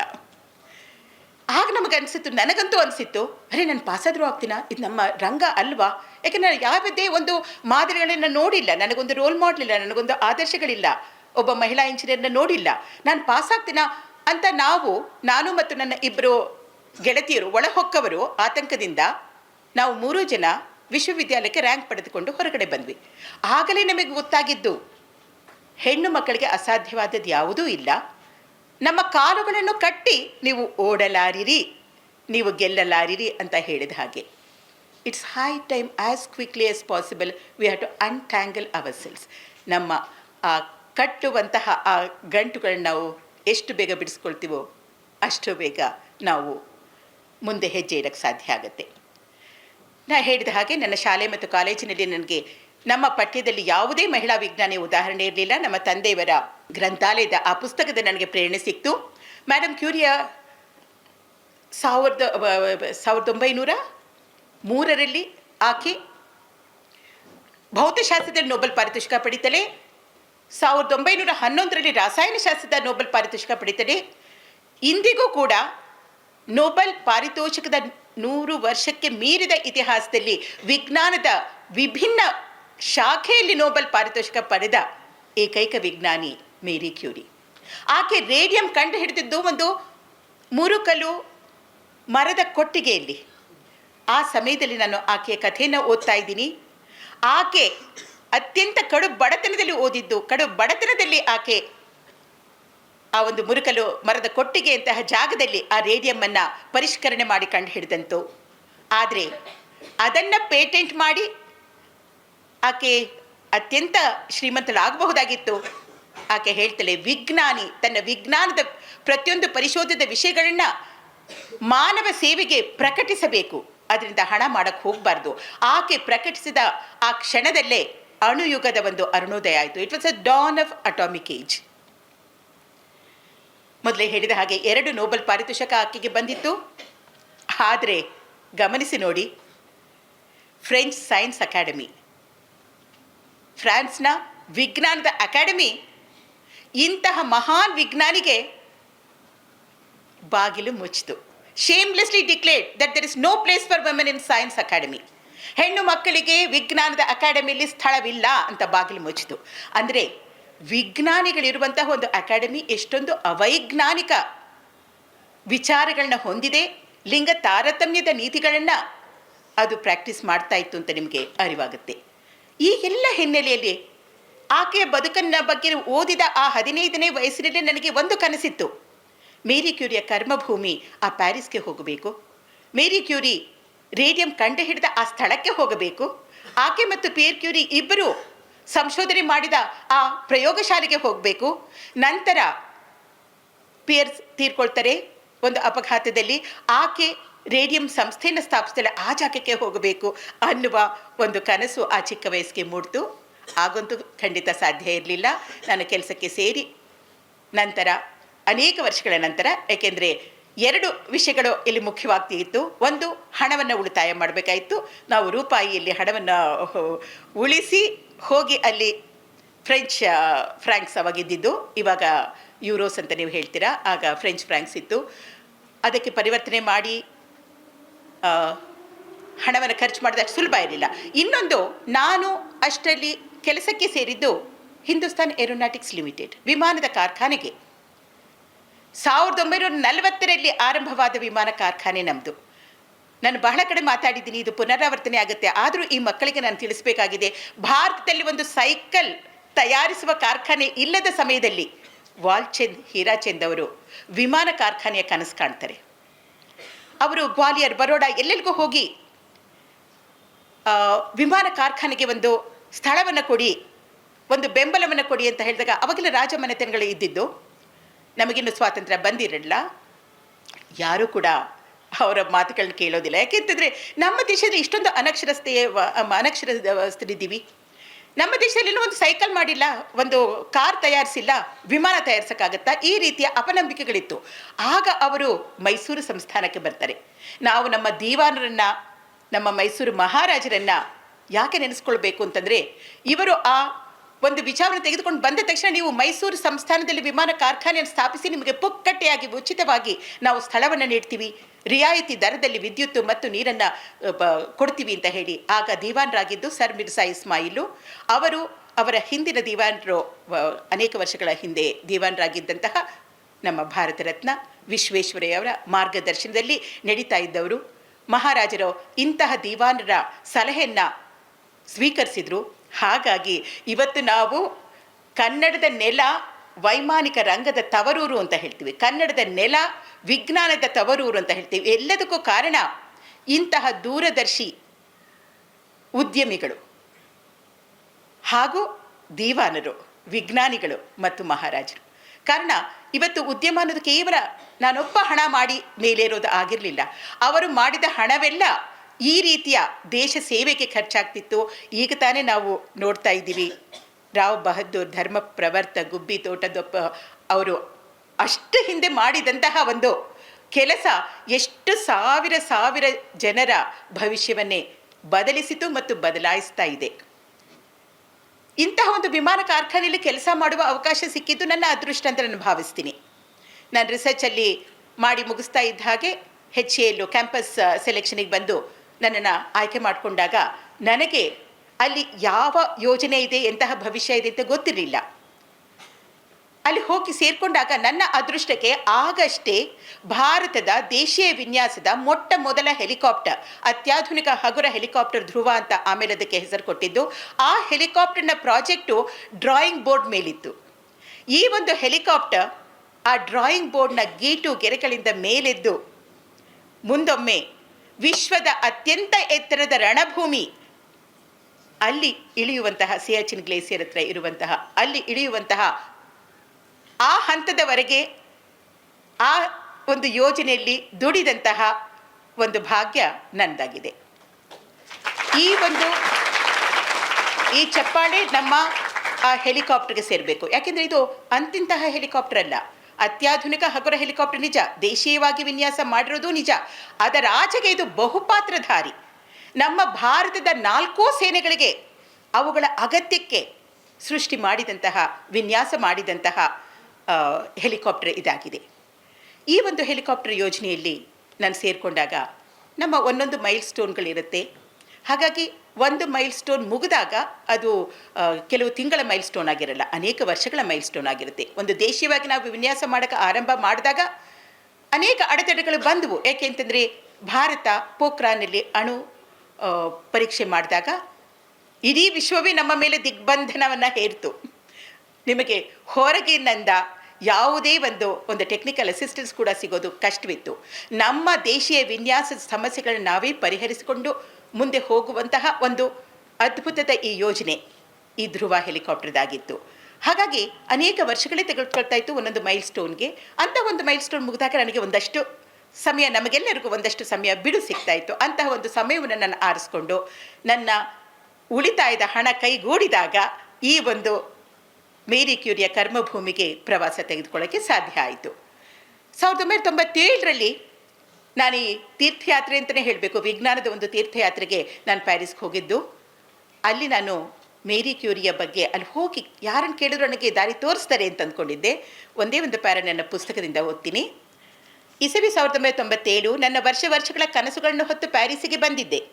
ಮೇರಿ ಕ್ಯೂರಿ ದುಡಿದ ಕಟ್ಟಿ ಬೆಳೆಸಿದ ಸಂಸ್ಥೆಗಳನ್ನು ನೋಡಬೇಕು, ಆಕೆ ರೇಡಿಯಂ ಕಂಡುಹಿಡಿದ ಆ ಕರ್ಮಭೂಮಿಯನ್ನು ಕಾಣಬೇಕು ಎಂಬ ಆಸೆಯಲ್ಲಿ ಬೆಳಿಗ್ಗೆ ಎಲ್ಲ ಪ್ರವಾಸಿ ಮಾಹಿತಿ ಇದ್ದ ದಪ್ಪ ಪುಸ್ತಕದಲ್ಲಿ ಎಷ್ಟೇ ಹುಡುಕಾಡಿದರೂ ಮೇರಿ ಕ್ಯೂರಿಯ ಸಂಗ್ರಹಾಲಯವೊಂದು ಎಲ್ಲೂ ಕಾಣಿಸಲಿಲ್ಲ. ಹಾಗಾದರೆ ಆಕೆಯನ್ನು ಎಲ್ಲಿ ಹುಡುಕೋದು ಅಂತ ಸೇಂಟ್ ಮಿಷೆಲ್ಗೆ ಮೆಟ್ರೋ ಹಿಡಿದು ಸೋಬರ್ ವಿಶ್ವವಿದ್ಯಾಲಯಕ್ಕೆ ಬಂದಿಳಿದೆ. 1890 21ರ ಹುಡುಗಿ ಮೇರಿ ಓದಿನ ಅಗಾಧ ಆಸೆ ಹೊತ್ತು ಪ್ಯಾರಿಸಿಗೆ ಬಂದಿದ್ದಳು. ಪರಾಡಳಿತದ ಪದತಳದಲ್ಲಿ ತುಳಿದ ಆಕೆಯ ತಾಯಿನಾಡು ಪೋಲೆಂಡಿನಲ್ಲಿ ಹೆಣ್ಣು ಮಕ್ಕಳಿಗೆ ಹೆಚ್ಚಿನ ವಿದ್ಯಾಭ್ಯಾಸ ನಿಷೇಧವಿತ್ತು. ಕಡು ಬಡತನದಲ್ಲಿ ದುಡಿದು ಕಲಿಯ ಹೊರಟ ಮೇರಿ ಇದೇ ವಿಶ್ವವಿದ್ಯಾಲಯದಲ್ಲಿ ಒಮ್ಮೆಗೆ ಗಣಿತ ಮತ್ತು ಭೌತಶಾಸ್ತ್ರಗಳ ಸ್ನಾತಕೋತ್ತರ ಪದವಿಗಾಗಿ ಓದಿದ್ದಳು. ಮೇರಿ ಕ್ಯೂರಿ ತನ್ನದಾಗಿಸಿಕೊಂಡು ದುಡಿದ ಕರ್ಮಭೂಮಿ ಪ್ಯಾರಿಸ್. ಅಲ್ಲಿಗೆ ಆ ಸೋಬನ್ ಯೂನಿವರ್ಸಿಟಿಗೆ ನಾನು ಹೋಗ್ತೀನಿ, ಅಲ್ಲಿ ಹೋಗಿ ಯಾರನ್ನು ಕೇಳಿದ್ರು ನನಗೆ ದಾರಿ ತೋರಿಸ್ತಾರೆ ಅಂತ ಅಂದ್ಕೊಂಡೆ. ಆದರೆ ನಾನು ಹೋಗಿ ಕೇಳಿದಾಗ ನನ್ನ ಮಾತುಗಳೇ ಅವ್ರಿಗೆ ಅರ್ಥ ಆಗಲಿಲ್ಲ. ಅವರಿಗೆ ಇಂಗ್ಲೀಷ್ ಬಾರದು, ಅವರ ಫ್ರೆಂಚ್ ಭಾಷೆ ನನಗೆ ಅರ್ಥ ಆಗ್ತಲ್ಲ. ಮದಾಮ್ ಕ್ಯೂರಿ ಅಂತ ನಾನು ಹೇಳ್ತಾ ಇದ್ದೀನಿ, ಅವ್ರಿಗೆ ಅರ್ಥ ಆಗ್ತಿಲ್ಲ. ಆಗ ಏನೋ ಹೊಳಿತು, ನನ್ನ ಕೈಯಲ್ಲಿ 500 ಫ್ರೆಂಚ್ ಫ್ರಾಂಕ್ ಇತ್ತು. ಅಲ್ಲಿ ನೀವು ನೋಡೋ ಹಾಗೆ 500 ಫ್ರೆಂಚ್ ಫ್ರಾಂಕ್ ಮೇಲೆ ಮೇರಿ ಮತ್ತು ಪಿಯರ್ ಕ್ಯೂರಿ ಇಬ್ಬರ ಫೋಟೋ ಇತ್ತು. ಅದನ್ನು ತೋರಿಸಿ ಈ ಮೇರಿ ಕ್ಯೂರಿಯ ಜಾಗ ಅಂತದ ಮತ್ತೆ ಅವ್ರಿಗೆ ಅರ್ಥ ಆಗಲಿಲ್ಲ. ಆಗ ನಾನು ಹೊರಗೆ ಬಂದು, ನಾನು ಪ್ಯಾರಿಸಿಗೆ ಬಂದು ಐಫಿಲ್ ಟವರ್ ನೋಡಲಿಲ್ಲ ಅಂದರೆ ನನಗೇನು ನಿರಾಶೆ ಆಗೋದಿಲ್ಲ, ಆದರೆ ಮೇರಿ ಕ್ಯೂರಿಯ ಜಾಗಗಳನ್ನ ನೋಡೋದೇ ನಾನು ಹೋಗೋದು ಹೇಗೆ? ಒಂದು ಕ್ಷಣ ಯೋಚನೆ ಮಾಡಿದೆ, ಇಲ್ಲಿ ಯಾರಾದರೂ ಭಾರತೀಯರು ಸಿಕ್ಕರೆ ಅವರು ಪ್ಯಾರಿಸ್ನಲ್ಲಿ ಫ್ರೆಂಚ್ ಭಾಷೆ ಕಲಿದಲೇ ಉಳಿಯುವ ಸಾಧ್ಯವಿಲ್ಲ. ಅವ್ರಿಗೆ ನನಗೇನು ಬೇಕು ಅಂತ ಹೇಳಿದರೆ ಬಹುಶಃ ಅವರು ಫ್ರೆಂಚ್ ಭಾಷೆಯಲ್ಲಿ ಅವರಿಗೆ ತಿಳಿಸಿ ನನ್ನ ದಾರಿ ತೋರಿಸ್ತಾರೆ ಅಂತ ಅಂದ್ಕೊಂಡೆ. ಹಾಗೆ ಒಬ್ಬ ಭಾರತೀಯ ಅಲ್ಲಿಗೆ ಬಂದರು. ಅವರಿಗೆ ವಿವರಿಸಿ ಈ ಮೇರಿ ಕ್ಯೂರಿ ರೇಡಿಯಂ ಕಂಡುಹಿಡಿದ ಜಾಗಕ್ಕೆ ಒಂದು ನಕಾಶೆಯನ್ನು ಕೇಳಿದೆ. ಅವರಿಗೆ ಕಂಡುಹಿಡಿದ ಜಾಗ ಗೊತ್ತಿರಲಿಲ್ಲ. ನಾನು ಹೇಳಿದೆ, ಇಲ್ಲಿ ಯಾವುದಾದ್ರೂ ಒಂದು ರಸ್ತೆಗೆ ಆಕೆಯ ಹೆಸರು ಇಟ್ಟಿರ್ಬೋದಲ್ಲ. ಆಗ ಅವ್ರು ಹೇಳಿದ್ರು, ರೂ ಕ್ಯೂರಿ. ಎಸ್, ರೂ ಕ್ಯೂರಿ ಅಂತ ಕೇಳಿದೆ. ಇದು ಗೂಗಲ್ ಸಮಯ ಅಲ್ಲ, ಜಿಮ್ಯಾಪ್ ಸಮಯ ಅಲ್ಲ. ಅವರಲ್ಲಿ ಮುದ್ರಣ ಮಾಡಿದಂತಹ ನಕಾಶೆಗಳಿತ್ತು, ಇಡೀ ಪ್ಯಾರಿಸಿನ ನಕಾಶೆ. ನಾನು ಕೇಳಿದ ಆ ರೂ ಕ್ಯೂರಿ ರಸ್ತೆಗೆ ನಾನಿದ್ದಂತಹ ಸೋಬನ್ ಯೂನಿವರ್ಸಿಟಿಯಿಂದ ಹಲವು ಪೇಜ್ಗಳನ್ನು ಅವರು ಜಿರಾಕ್ಸ್ ಮಾಡಿ ನನ್ನ ಕೈಗೆ ಕೊಟ್ಟರು. ಅದನ್ನು ಹಿಡಿದು ನಾನು ಹೊರಟಾಗ ಅತ್ಯಂತ ಖುಷಿಯ ಒಂದು ಸಂತಸದ ನಿಧಿ ಸಿಕ್ಕ ಹಾಗಾಯಿತು. ನಾನು ಆ ರೂ ಕ್ಯೂರಿನಲ್ಲಿ ಹೋದಾಗ ಅಲ್ಲಿ ರೇಡಿಯಂ ಸಂಸ್ಥೆ ನನಗೆ ಕಾಣಸಿಕ್ತು. ಇದು ರೇಡಿಯಂ ಸಂಸ್ಥೆ.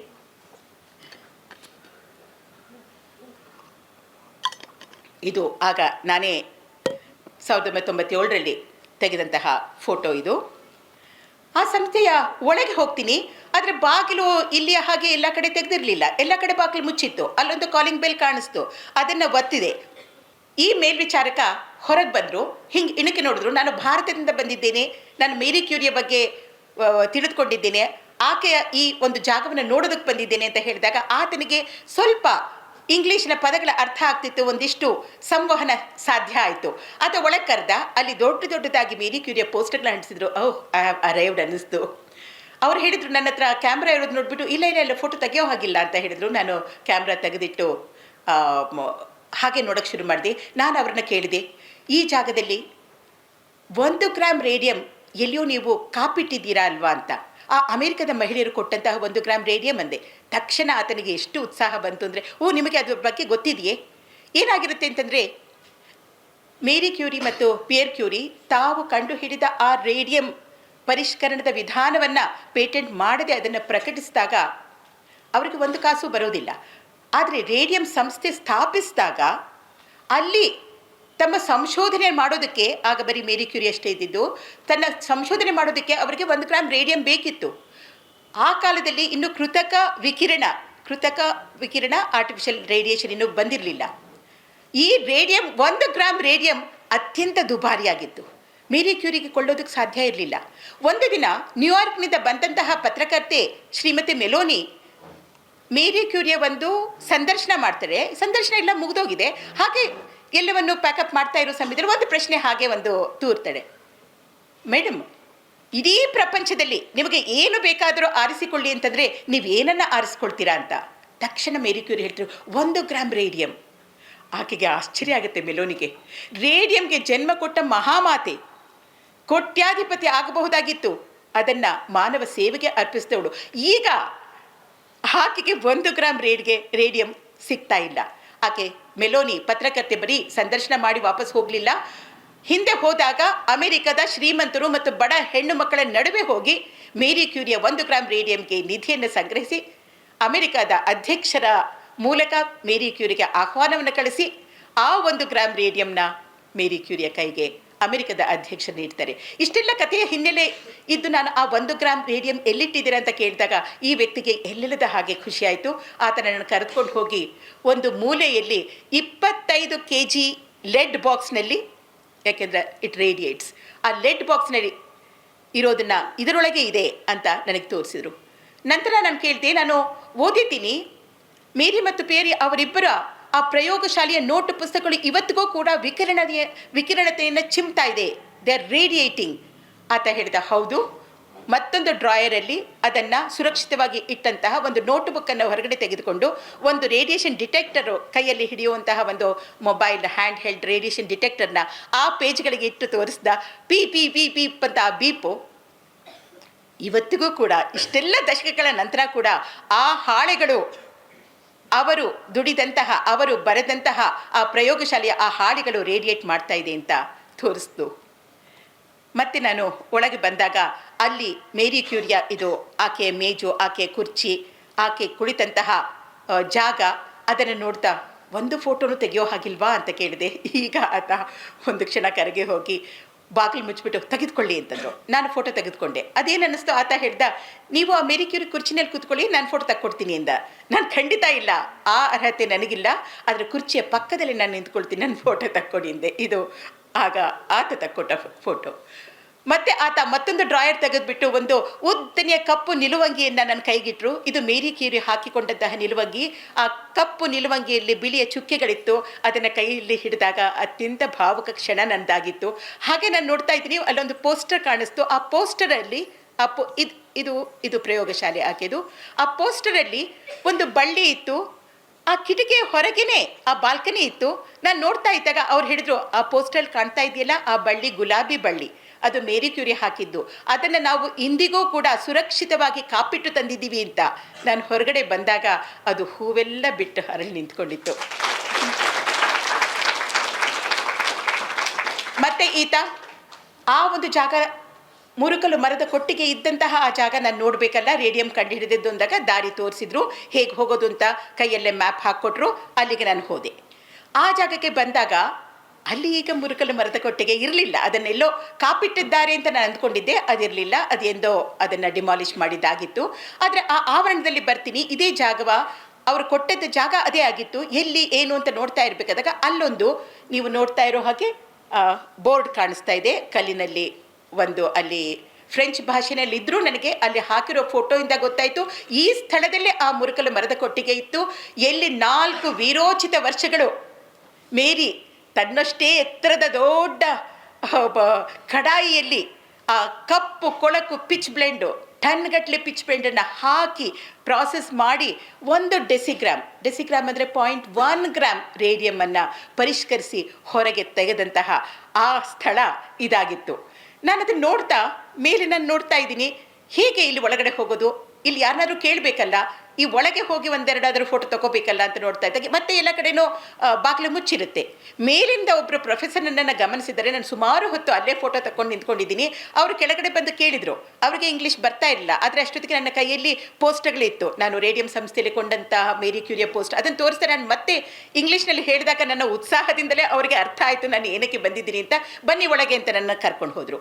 ಒಳಗೆ ಕರೆದೊಯ್ದು ಅವರು ಈ ಜಾಗದಲ್ಲಿ ನನ್ನನ್ನು ನಿಲ್ಲಿಸಿ 4 ಗೋಡೆಗಳನ್ನು ನೋಡಿ ಅಂದರು.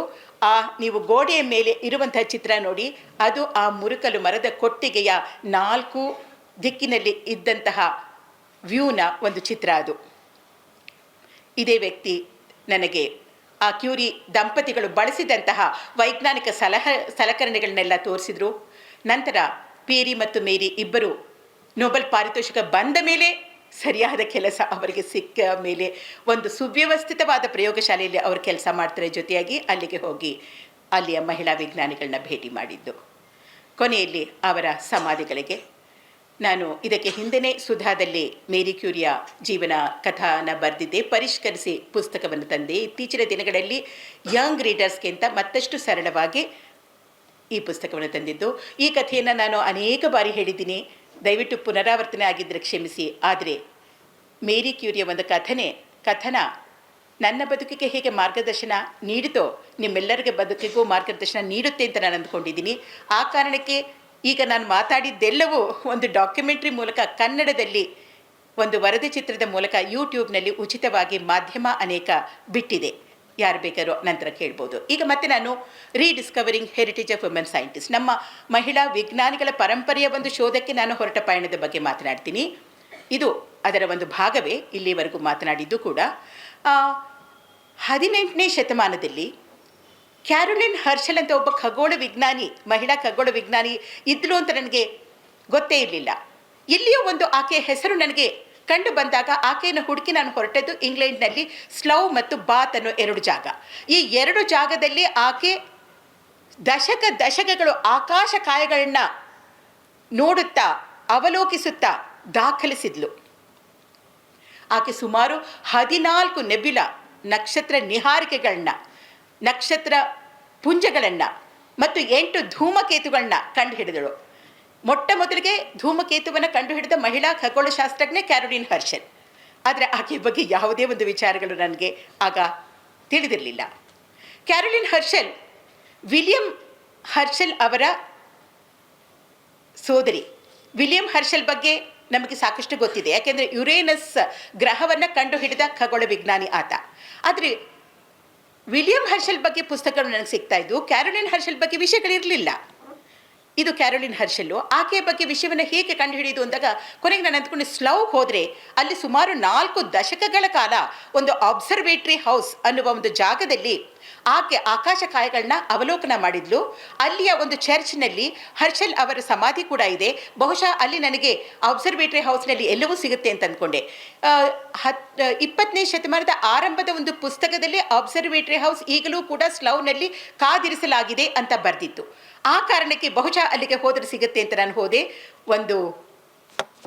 ಒಂದೇ ಒಂದು ಪ್ಯಾರ ಓದ್ತೀನಿ. ಅವತ್ತು ಸ್ಲೌಗೆ ನಾನು ಹೋದಂತಹ ಸಂದರ್ಭ ಜೋರಾಗಿ ಮಳೆ ಸುರಿತಾ ಇತ್ತು. ಆ ಹಾದಿಯ ಪೂರ್ತಿ ಆ ಹರ್ಷಲ್ ಸ್ಟ್ರೀಟ್ ಅಂತ ಇತ್ತು. ಆ ರಸ್ತೆನಲ್ಲಿ ಹೋದರೆ ನನಗೆ ಅಬ್ಸರ್ವೇಟ್ರಿ ಸಿಗುತ್ತೆ ಅಂತ ಹೋದೆ. ಆದರೆ ಅಲ್ಲಿ ಹೋಗಿ ನೋಡ್ತೀನಿ, ಈ ಕಡೆಯಿಂದ ಆ ಕಡೆಗೆ, ಆ ಕಡೆಯಿಂದ ಈ ಕಡೆಗೆ ಅಲ್ಲಿ ಸಮಾಧಿ ಇರುವಂತಹ ಚರ್ಚೇನೂ ಸಿಕ್ತು. ಇದೇ ಚರ್ಚು, ಇಲ್ಲಿ ಸಮಾಧಿ ಇತ್ತು, ಹರ್ಷಲ್ ಅವರ ಸಮಾಧಿ. ಆದರೆ ಅಲ್ಲಿ ಎಲ್ಲಿಯೂ ಕೂಡ ಅಬ್ಸರ್ವೇಟ್ರಿ ಹೌಸ್ ಕಾಣಿಸ್ಲಿಲ್ಲ.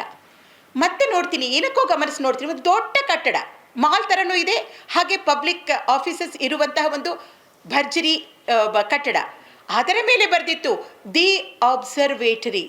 20ನೇ ಶತಮಾನದ ತನಕ ಕಾದಿರಿಸಿದಂತಹ ಆ ಒಂದು ಅಬ್ಸರ್ವೇಟರಿ ಅದನ್ನು ಡಿಮಾಲಿಷ್ ಮಾಡಿದರು. ನಾನು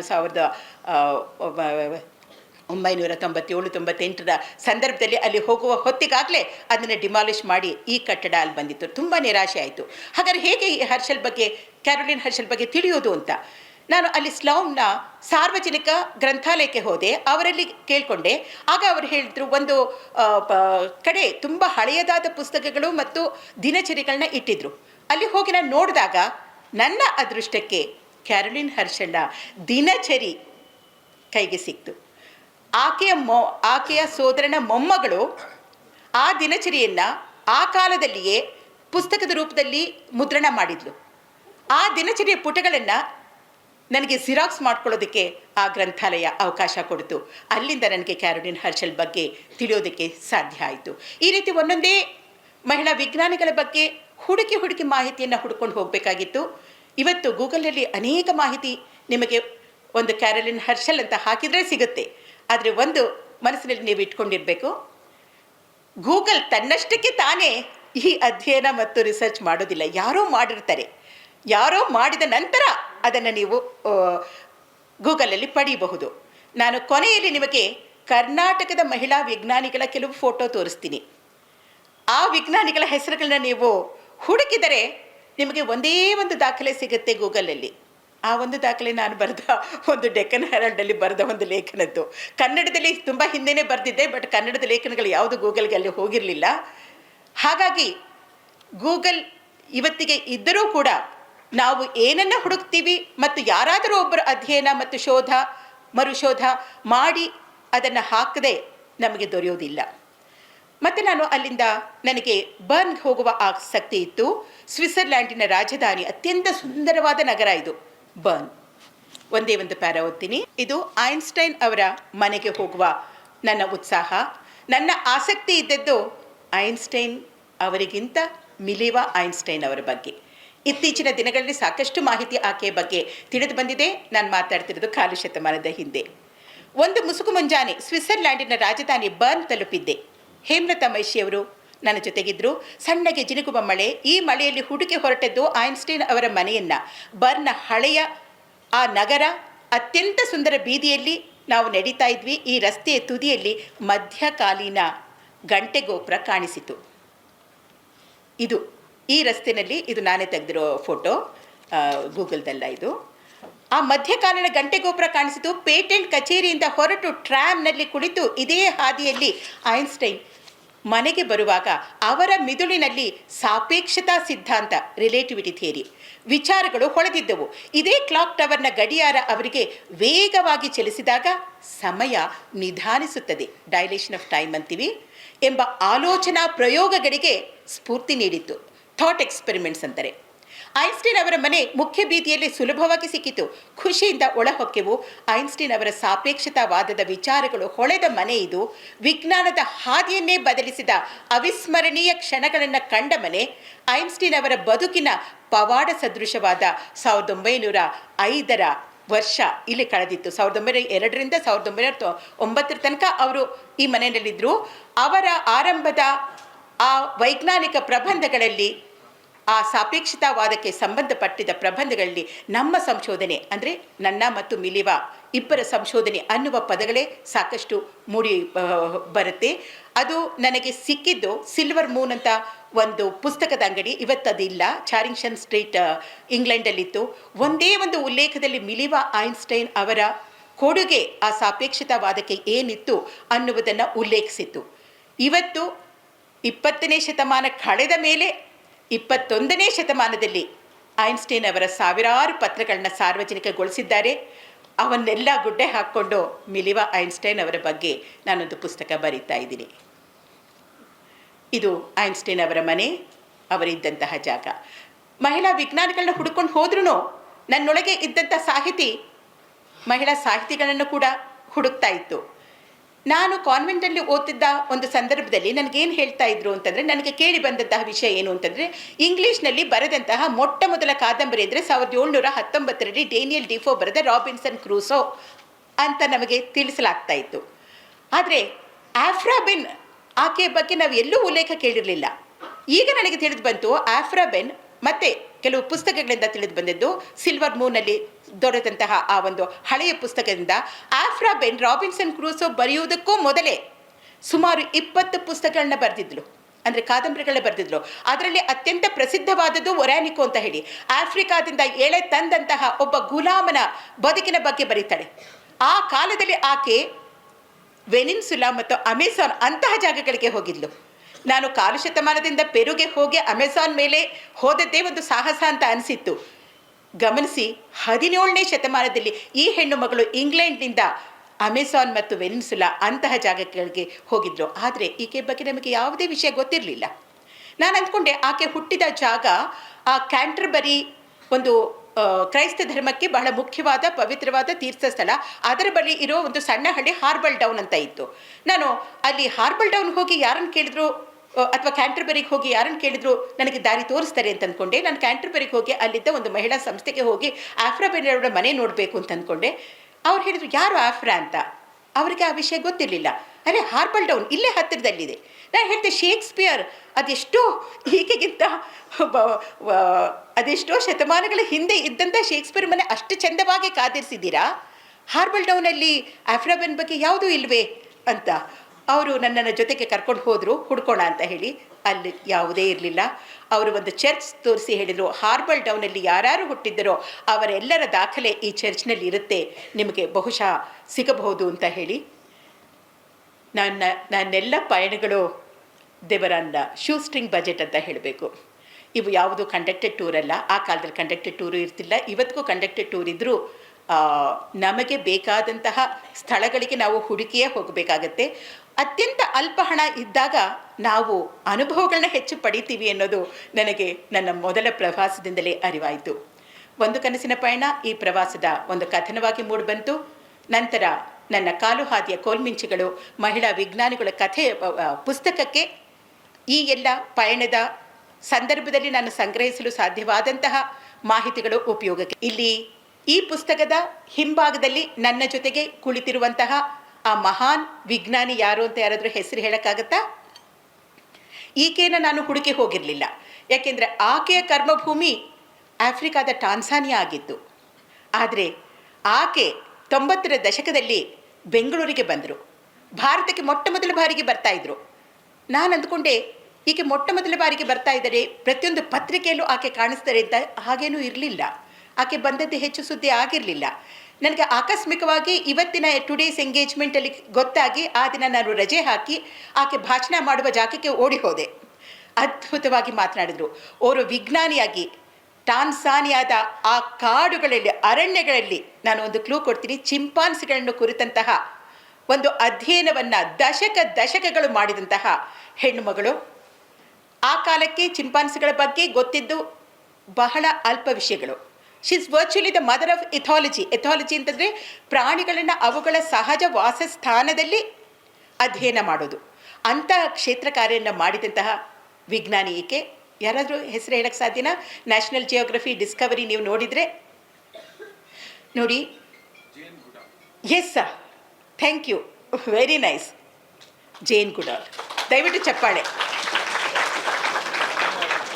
ನಮಗೆ ಗೂಗಲ್ನಲ್ಲಿ ಸಿಕ್ಕಾಪಟ್ಟೆ ವಿಷಯಗಳಿರುತ್ತೆ, ಆದರೆ ನಾವು ಯಾವುದನ್ನು ಹುಡುಕಿ ಹೋಗ್ತೀವೋ ಅದನ್ನು ಹುಡುಕಿ ಹೋಗುವ ಶ್ರಮ ತೆಗೆದುಕೊಂಡಾಗ ಮಾತ್ರ ಆ ವಿಷಯ ನಮಗೆ ತೆಗೆಯುತ್ತೆ.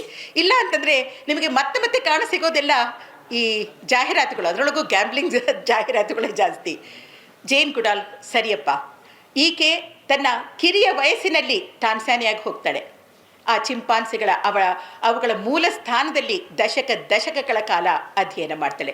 ಆಕೆ ಬಂದಾಗ ಆಕೆ ಭಾಷಣ ಆದ ತಕ್ಷಣ ನಾನು ಆಕೆ ಬಳಿಗೆ ಹೋದೆ. ನಾನು ಕನ್ನಡದಲ್ಲಿ ನಿಮ್ಮ ಬಗ್ಗೆ ಒಂದು ಪತ್ರಿಕೆಗೆ ಬರೀಬೇಕು, ನನಗೆ ಒಂದು ಸಣ್ಣ ಸಂದರ್ಶನ ಕೊಡಿ ಎಂದು. ಎಷ್ಟು ಸರಳವಾದ ವ್ಯಕ್ತಿ ಅಂತಾರೆ. ಮೆಟ್ಲಿಂದ ಇಳ್ಕೊಂಡ್ಬಿಟ್ಟು ಬರ್ತಾ ಇದ್ವಿ ನಾವು. ಮೊದಲನೇ ಮಹಡಿನಲ್ಲಿ ಉಪನ್ಯಾಸ ಕೊಟ್ಟಿದ್ದು, ಇಳ್ಕೊಂಡು ಬರ್ತಾ ಇದ್ವಿ. ನಾನು ಕೇಳಿದ ತಕ್ಷಣ ಕೂತ್ಕೊಳ್ಳಿ, ನೀವು ಸಂದರ್ಶನ ಕೇಳಿ ಪ್ರಶ್ನೆಗಳನ್ನ ಅಂತಂದರು. ಯಾರೋ ಒಬ್ಬರು ಪತ್ರಕರ್ತರು ನಮ್ಮಿಬ್ಬರು ಮಾತಾಡ್ತಿರೋದು ಒಂದು ಫೋಟೋ ತೆಗೆದಿದ್ದಾರೆ. ಅದನ್ನು ನಂತರ ಕಳಿಸ್ಕೊಟ್ಟಾಗ ನಾನು ತುಂಬ ಖುಷಿ ಆಯಿತು. ಯಾಕೆಂದರೆ ಇವತ್ತಿನ ಥರ ಎಲ್ಲರ ಕೈಯಲ್ಲೂ ಮೊಬೈಲ್ ಇದ್ದ ಕಾಲ ಅದಲ್ಲ. ಆ ಕಾರಣಕ್ಕೆ ನನಗೆ ಈ ಒಂದು ನೆನಪು ಉಳಿತು. ಅದು ಜೇನ್ ಗುಡಾಲ್. ಈಗ ಜೇನ್ ಗುಡಾಲ್ ಬಗ್ಗೆ ನಂತರ ನಾನೊಂದು ಪುಸ್ತಕ ಬರೆದೆ. ಈಗ ನಾನು ಮತ್ತೆ ಪ್ರಶ್ನೆ ಕೇಳ್ತೀನಿ, ಆ ಮುಖಪುಟದಲ್ಲಿ ಇರುವ ಮಹಿಳಾ ವಿಜ್ಞಾನಿ ಯಾರು? ಸೊ ಇವತ್ತು ಕೂಡ ಗೂಗಲ್ ಇದ್ದರೂ ನಮಗೆ ಎಲ್ಲ ವಿಷಯಗಳು ನಮ್ಮನ್ನು ಹುಡುಕಿಕೊಂಡು ಬರೋದಿಲ್ಲ. ನಮಗೆ ಆಸಕ್ತಿ ಇರುವ ವಿಷಯಗಳನ್ನ ನಾವು ಹುಡುಕೊಂಡು ಹೋಗಬೇಕಾಗತ್ತೆ. ಆ ಕಾಲದಲ್ಲಿ ಗೂಗಲ್ ಇರಲಿಲ್ಲ, ನಾನು ಹುಡುಕಿಕೊಂಡು ಹೋದಂತಹ ಸ್ಥಳಗಳು ಇದು. ಆಕೆ ವಿಶ್ವದ ಮೊಟ್ಟ ಮೊದಲ ಕಂಪ್ಯೂಟರ್ ಪ್ರೋಗ್ರಾಮರ್. ಈಗ ಹೇಳ್ತೀರಾ ಹೆಸರೇನು? ಆಡಾ ಲವ್ಲೇಸ್, ಲೇಡಿ ಲವ್ಲೇಸ್ ಅಂತಲೂ ಹೇಳ್ತಾ ಇದ್ರು. ಯಾರೋ ಲೇಡಿ ಅಂತ ಹೇಳಿದ್ರಿ, ಸರಿ ನೀವು ಹೇಳಿದ್ದು. ಆಕೆಯನ್ನು ಸಾಧಾರಣವಾಗಿ ಲೇಡಿ ಲವ್ಲೇಸ್ ಅಂತ ಕರೀತಾ ಇದ್ರು. ಆಡಾ ಲವ್ಲೇಸ್ ಈಕೆ 19ನೇ ಶತಮಾನದಲ್ಲಿ ಚಾರ್ಲ್ಸ್ ಬ್ಯಾಬೇಜ್ ಮೊಟ್ಟ ಮೊದಲ ಗಣಕಯಂತ್ರ, ಕಂಪ್ಯೂಟರ್ ಅನಾಲಿಟಿಕಲ್ ಮಿಷನ್ ಕಂಡು ಹಿಡಿದಿದ್ರು. ಈಕೆ ಆ ಅನಾಲಿಟಿಕಲ್ ಮಿಷನ್ಗೆ ಪ್ರೋಗ್ರಾಮ್ ಮಾಡಬಹುದು ಅನ್ನುವುದನ್ನು ಕಂಡು ಹಿಡಿದಂತಹ, ಇವತ್ತಿನ ಭಾಷೆಯಲ್ಲಿ ಹೇಳುವುದಾದರೆ ಸಾಫ್ಟ್ವೇರ್ ಪ್ರೋಗ್ರಾಮಿಂಗ್, ವಿಶ್ವದ ಮೊಟ್ಟ ಮೊದಲ ಸಾಫ್ಟ್ವೇರ್ ಪ್ರೋಗ್ರಾಮರ್. ಈಕೆಯ ಹೆಸರನ್ನು ಒಂದು ಮಿಲಿಟರಿ ಸಾಫ್ಟ್ವೇರ್ಗೆ, ಆಡಾ ಅನ್ನುವ ಭಾಷೆಗೆ ಕೊಟ್ಟು ಇವತ್ತು ಗೌರವಿಸಲಾಗಿದೆ. ನಾನು ಮತ್ತೆ ನನ್ನ ಕತೆಗೆ ಹೋಗ್ತೀನಿ. ಯಾಕೆ ಮಹಿಳಾ ವಿಜ್ಞಾನಿಗಳು ಹುಡ್ಕೊಂಡು ಹೋದೆ ಅಂತ. ನಾನು 1976ರಲ್ಲಿ ಇಂಜಿನಿಯರಿಂಗ್ ಕಾಲೇಜ್ ಸೇರಿದಾಗ ಹೆಣ್ಮಕ್ಳಿಗೆ ಇಂಜಿನಿಯರಿಂಗ್ ಆಗಲ್ಲ, ವಿಜ್ಞಾನ ಇವಕ್ಕಲ್ಲ ಅಂತಿದ್ರು. 1985ರಲ್ಲಿ ನಾನು ವಿಮಾನ ಕಾರ್ಖಾನೆ ಸೇರಿದಾಗ ಆಗ ಕೂಡ ಯಾವ ರೀತಿಯ ಒಂದು ವಾತಾವರಣ ಇತ್ತು ಅಂತಂದರೆ, ಎಲ್ಲ ಜಾಗದಲ್ಲಿ, ಬರೀ ಕಾರ್ಖಾನೆಯಲ್ಲ, ಎಲ್ಲ ಕಡೆನೂ ಹೆಣ್ಮಕ್ಳು they can't go for outstation duty. ಹೆಣ್ಮಕ್ಳು they can't do field work, ಅಂದರೆ ಕ್ಷೇತ್ರ ಕಾರ್ಯ ಮಾಡೋಕ್ಕಾಗಲ್ಲ. ಅವರೊಬ್ಬರೇ ಎಲ್ಲಾದರೂ ಪ್ರಯಾಣ ಮಾಡೋಕ್ಕಾಗಲ್ಲ. ನಮ್ಮ ವಿಮಾನ ಹೆಲಿಕಾಪ್ಟರ್ದ ಒಂದು ಪರೀಕ್ಷಣಾ ಹಾರಾಟಕ್ಕೆ ಹೋಗೋಕ್ಕಾಗತ್ತೆ, ಅವರೊಬ್ಬೊಬ್ಬರು ಪ್ರಯಾಣ ಮಾಡೋಕ್ಕೆ. ಈ ರೀತಿಯ ಮಿಥ್ಯೆಗಳಿದ್ವು. ನಾನು ಅನೇಕ ಬಾರ ಹೇಳ್ತೀವಿ, ನಾವು ಫಿಸಿಕಲಿ ಹ್ಯಾಂಡಿಕ್ಯಾಪ್ಡ್ ಅಂತೀವಿ, ಮೆಂಟಲಿ ಚಾಲೆಂಜ್ ಅಂತೀವಿ. ಹೆಣ್ಣು ಮಕ್ಕಳು ವಿ ಆರ್ ಸೋಷಿಯಲಿ ಹ್ಯಾಂಡಿಕ್ಯಾಪ್ಡ್. ಈ ಮಿಥ್ಯೆಗಳನ್ನೆಲ್ಲ ನನ್ನ ಪೀಳಿಗೆ ಹೆಣ್ಣು ಮಕ್ಕಳು ಒಡಿಬೇಕಾಗಿತ್ತು. ನಮ್ಮ ಹೆಗಲ ಮೇಲೆ ಅತ್ಯಂತ ದೊಡ್ಡ ಜವಾಬ್ದಾರಿ ಇತ್ತು. ಬಾಗಿಲುಗಳು ತೆರೆದಿದ್ವು, ನಾವು ಬಾಗಿಲನ್ನು ತೆರೆಸಬೇಕಾಗಿಲ್ಲ. ಇಂಜಿನಿಯರಿಂಗ್ ಕಾಲೇಜ್ ಪ್ರವೇಶ ಪಡೆಯೋದಕ್ಕೆ ನೀವು ಬರೋ ಹಾಗಿಲ್ಲ ಅಂತ ಯಾರೂ ಹೇಳಿರಲಿಲ್ಲ. ಆದರೆ ಒಳಗೆ ಹೋದ ಮೇಲೆ ಇದು ನಿಮ್ಮ ರಂಗವಲ್ಲ ಅಂತ ಹೇಳ್ತಾ ಇರಬೇಕಾದಾಗ, ಈಗ ಆ ರಂಗದಲ್ಲಿ ದುಡಿಯುವ ಒಂದು ಅವಕಾಶ ಸಿಕ್ಕಾಗ ನಾನು ಕ್ಷೇತ್ರ ಕಾರ್ಯಕ್ಕೆ ಹೋಗಲ್ಲ, ಪರೀಕ್ಷಣಾ ಹಾರಾಟಕ್ಕೆ ಹೋಗಲ್ಲ ಅಂತ ಯಾರಾದರೂ ಒಬ್ಬ ಹೆಣ್ಣು ಮಕ್ಕಳೇ ಹೇಳಿದರೆ ಅದನ್ನು ತಟ್ಟನೆ ಹೆಣ್ಣು ಮಕ್ಕಳಿಗೆ ಇದು ಆಗಲ್ಲ ಅಂತ ಸಾರ್ವತ್ರಿಕ ಮಾಡುವಂತಹ ಒಂದು ಅಪಾಯ ಇತ್ತು. ಆ ಒಂದು ಎಚ್ಚರಿಕೆಯಿಂದ ನನ್ನ ಪೀಳಿಗೆ ಹೆಣ್ಣು ಮಕ್ಕಳು ನಮಗೆ ದೊರೆತಂತಹ ಅವಕಾಶವನ್ನು, ಜವಾಬ್ದಾರಿಯನ್ನು ನಾವು ಅತ್ಯಂತ ಪರಿಶ್ರಮದಿಂದ ಮತ್ತು ಕಾನ್ಷಿಯಸ್ ಆಗಿ ಅದರ ಬಗ್ಗೆ ಜಾಗೃತವಾಗಿ ನಮ್ಮ ಒಂದೊಂದು ಅವಕಾಶವನ್ನು ನಾವು ಬಳಸ್ಕೊಂಡ್ವಿ. ಒಬ್ಬ ಮಹಿಳಾ ಇಂಜಿನಿಯರ್ ಆಗಿ 1980ರ ದಶಕ 90ರ ದಶಕದಲ್ಲಿ ಸಾಕಷ್ಟು ಸವಾಲುಗಳಿತ್ತು. ನನ್ನ ಮೊಟ್ಟ ಮೊದಲ ಒಂದು ಅಸ್ತ್ರದ ಪರೀಕ್ಷೆ ನಾನು ಮಾಡಬೇಕಾಗಿದ್ದು ಒಂದು ಯುದ್ಧದ ಹಡಗಿಗೆ ಸಂಬಂಧಪಟ್ಟಿತ್ತು. ಯಾಕೆಂದರೆ ಅದನ್ನು ಒಂದು ಹೆಲಿಕಾಪ್ಟರ್ ಮೇಲೆ ಆ್ಯಂಟಿ ಸಬ್ಮೆರಿನ್ ವೆಪನ್ ಅಂತ ಹೇಳ್ತೀವಿ, ಜಲಾಂತರ್ಗಾಮಿಗಳನ್ನು ನಾಶ ಮಾಡುವಂತಹ ಒಂದು ಅಸ್ತ್ರದ ಪರೀಕ್ಷೆ ಮಾಡಬೇಕಾಯಿತು. ಅದರ ಅದಕ್ಕೆ ಅಗತ್ಯವಾಗಿದ್ದಂತಹ ಹೆಲಿಕಾಪ್ಟರ್ ಮೇಲೆ ಅಳವಡಿಸೋದಕ್ಕೆ ಅಗತ್ಯವಾಗಿರುವಂತಹ ಕೆಲವು ಆರ್ಮಿಂಗ್ ಸರ್ಕ್ಯೂಟ್ಸ್ ಅಂತೀವಿ, ಸೇಫ್ಟಿ ಸರ್ಕ್ಯೂಟ್ಸ್ ಅಂತೀವಿ, ಅವುಗಳನ್ನ ವಿನ್ಯಾಸ ಮಾಡಿದ ಡಿಸೈನ್ ಇಂಜಿನಿಯರ್ ನಾನಾಗಿದ್ದೆ. ಆ ಕಾರಣಕ್ಕೆ ಆ ಪರೀಕ್ಷಣಾ ಹಾರಾಟಕ್ಕೆ ನಾನು ಭಾಗಿಯಾಗುವುದು ಮುಖ್ಯ ಆಗಿತ್ತು. ನಾನು ಮುಂಬೈಗೆ ಹೋಗ್ತೀನಿ. ಆ ತಂಡದಲ್ಲಿ ಇದ್ದಂತಹ ಮಹಿಳೆ ನಾನೊಬ್ಬಳೇ ಆಗಿದ್ದೆ. ಆ ಯುದ್ಧದ ಹಡಗಿನಲ್ಲಿ ನಾವು ಅರೇಬಿಯಾದ ಆ ಸಮುದ್ರದಲ್ಲಿ ಹೋಗಿ ಸುಮಾರು 1 ದಿನ ಮತ್ತು 1 ರಾತ್ರಿ ಪ್ರಯಾಣ ಮಾಡಿ ನಂತರ ಒಂದು ಗೊತ್ತಾದ ಜಾಗದಲ್ಲಿ ಈ ಪರೀಕ್ಷಣಾ ಹಾರಾಟ ನಡಿಬೇಕಾಯಿತು. ನಾನು ಯುದ್ಧದ ಹಡಗಿನ ಒಳಗೆ ಹೆಜ್ಜೆ ಇಡ್ತಾ ಇದ್ದೀನಿ.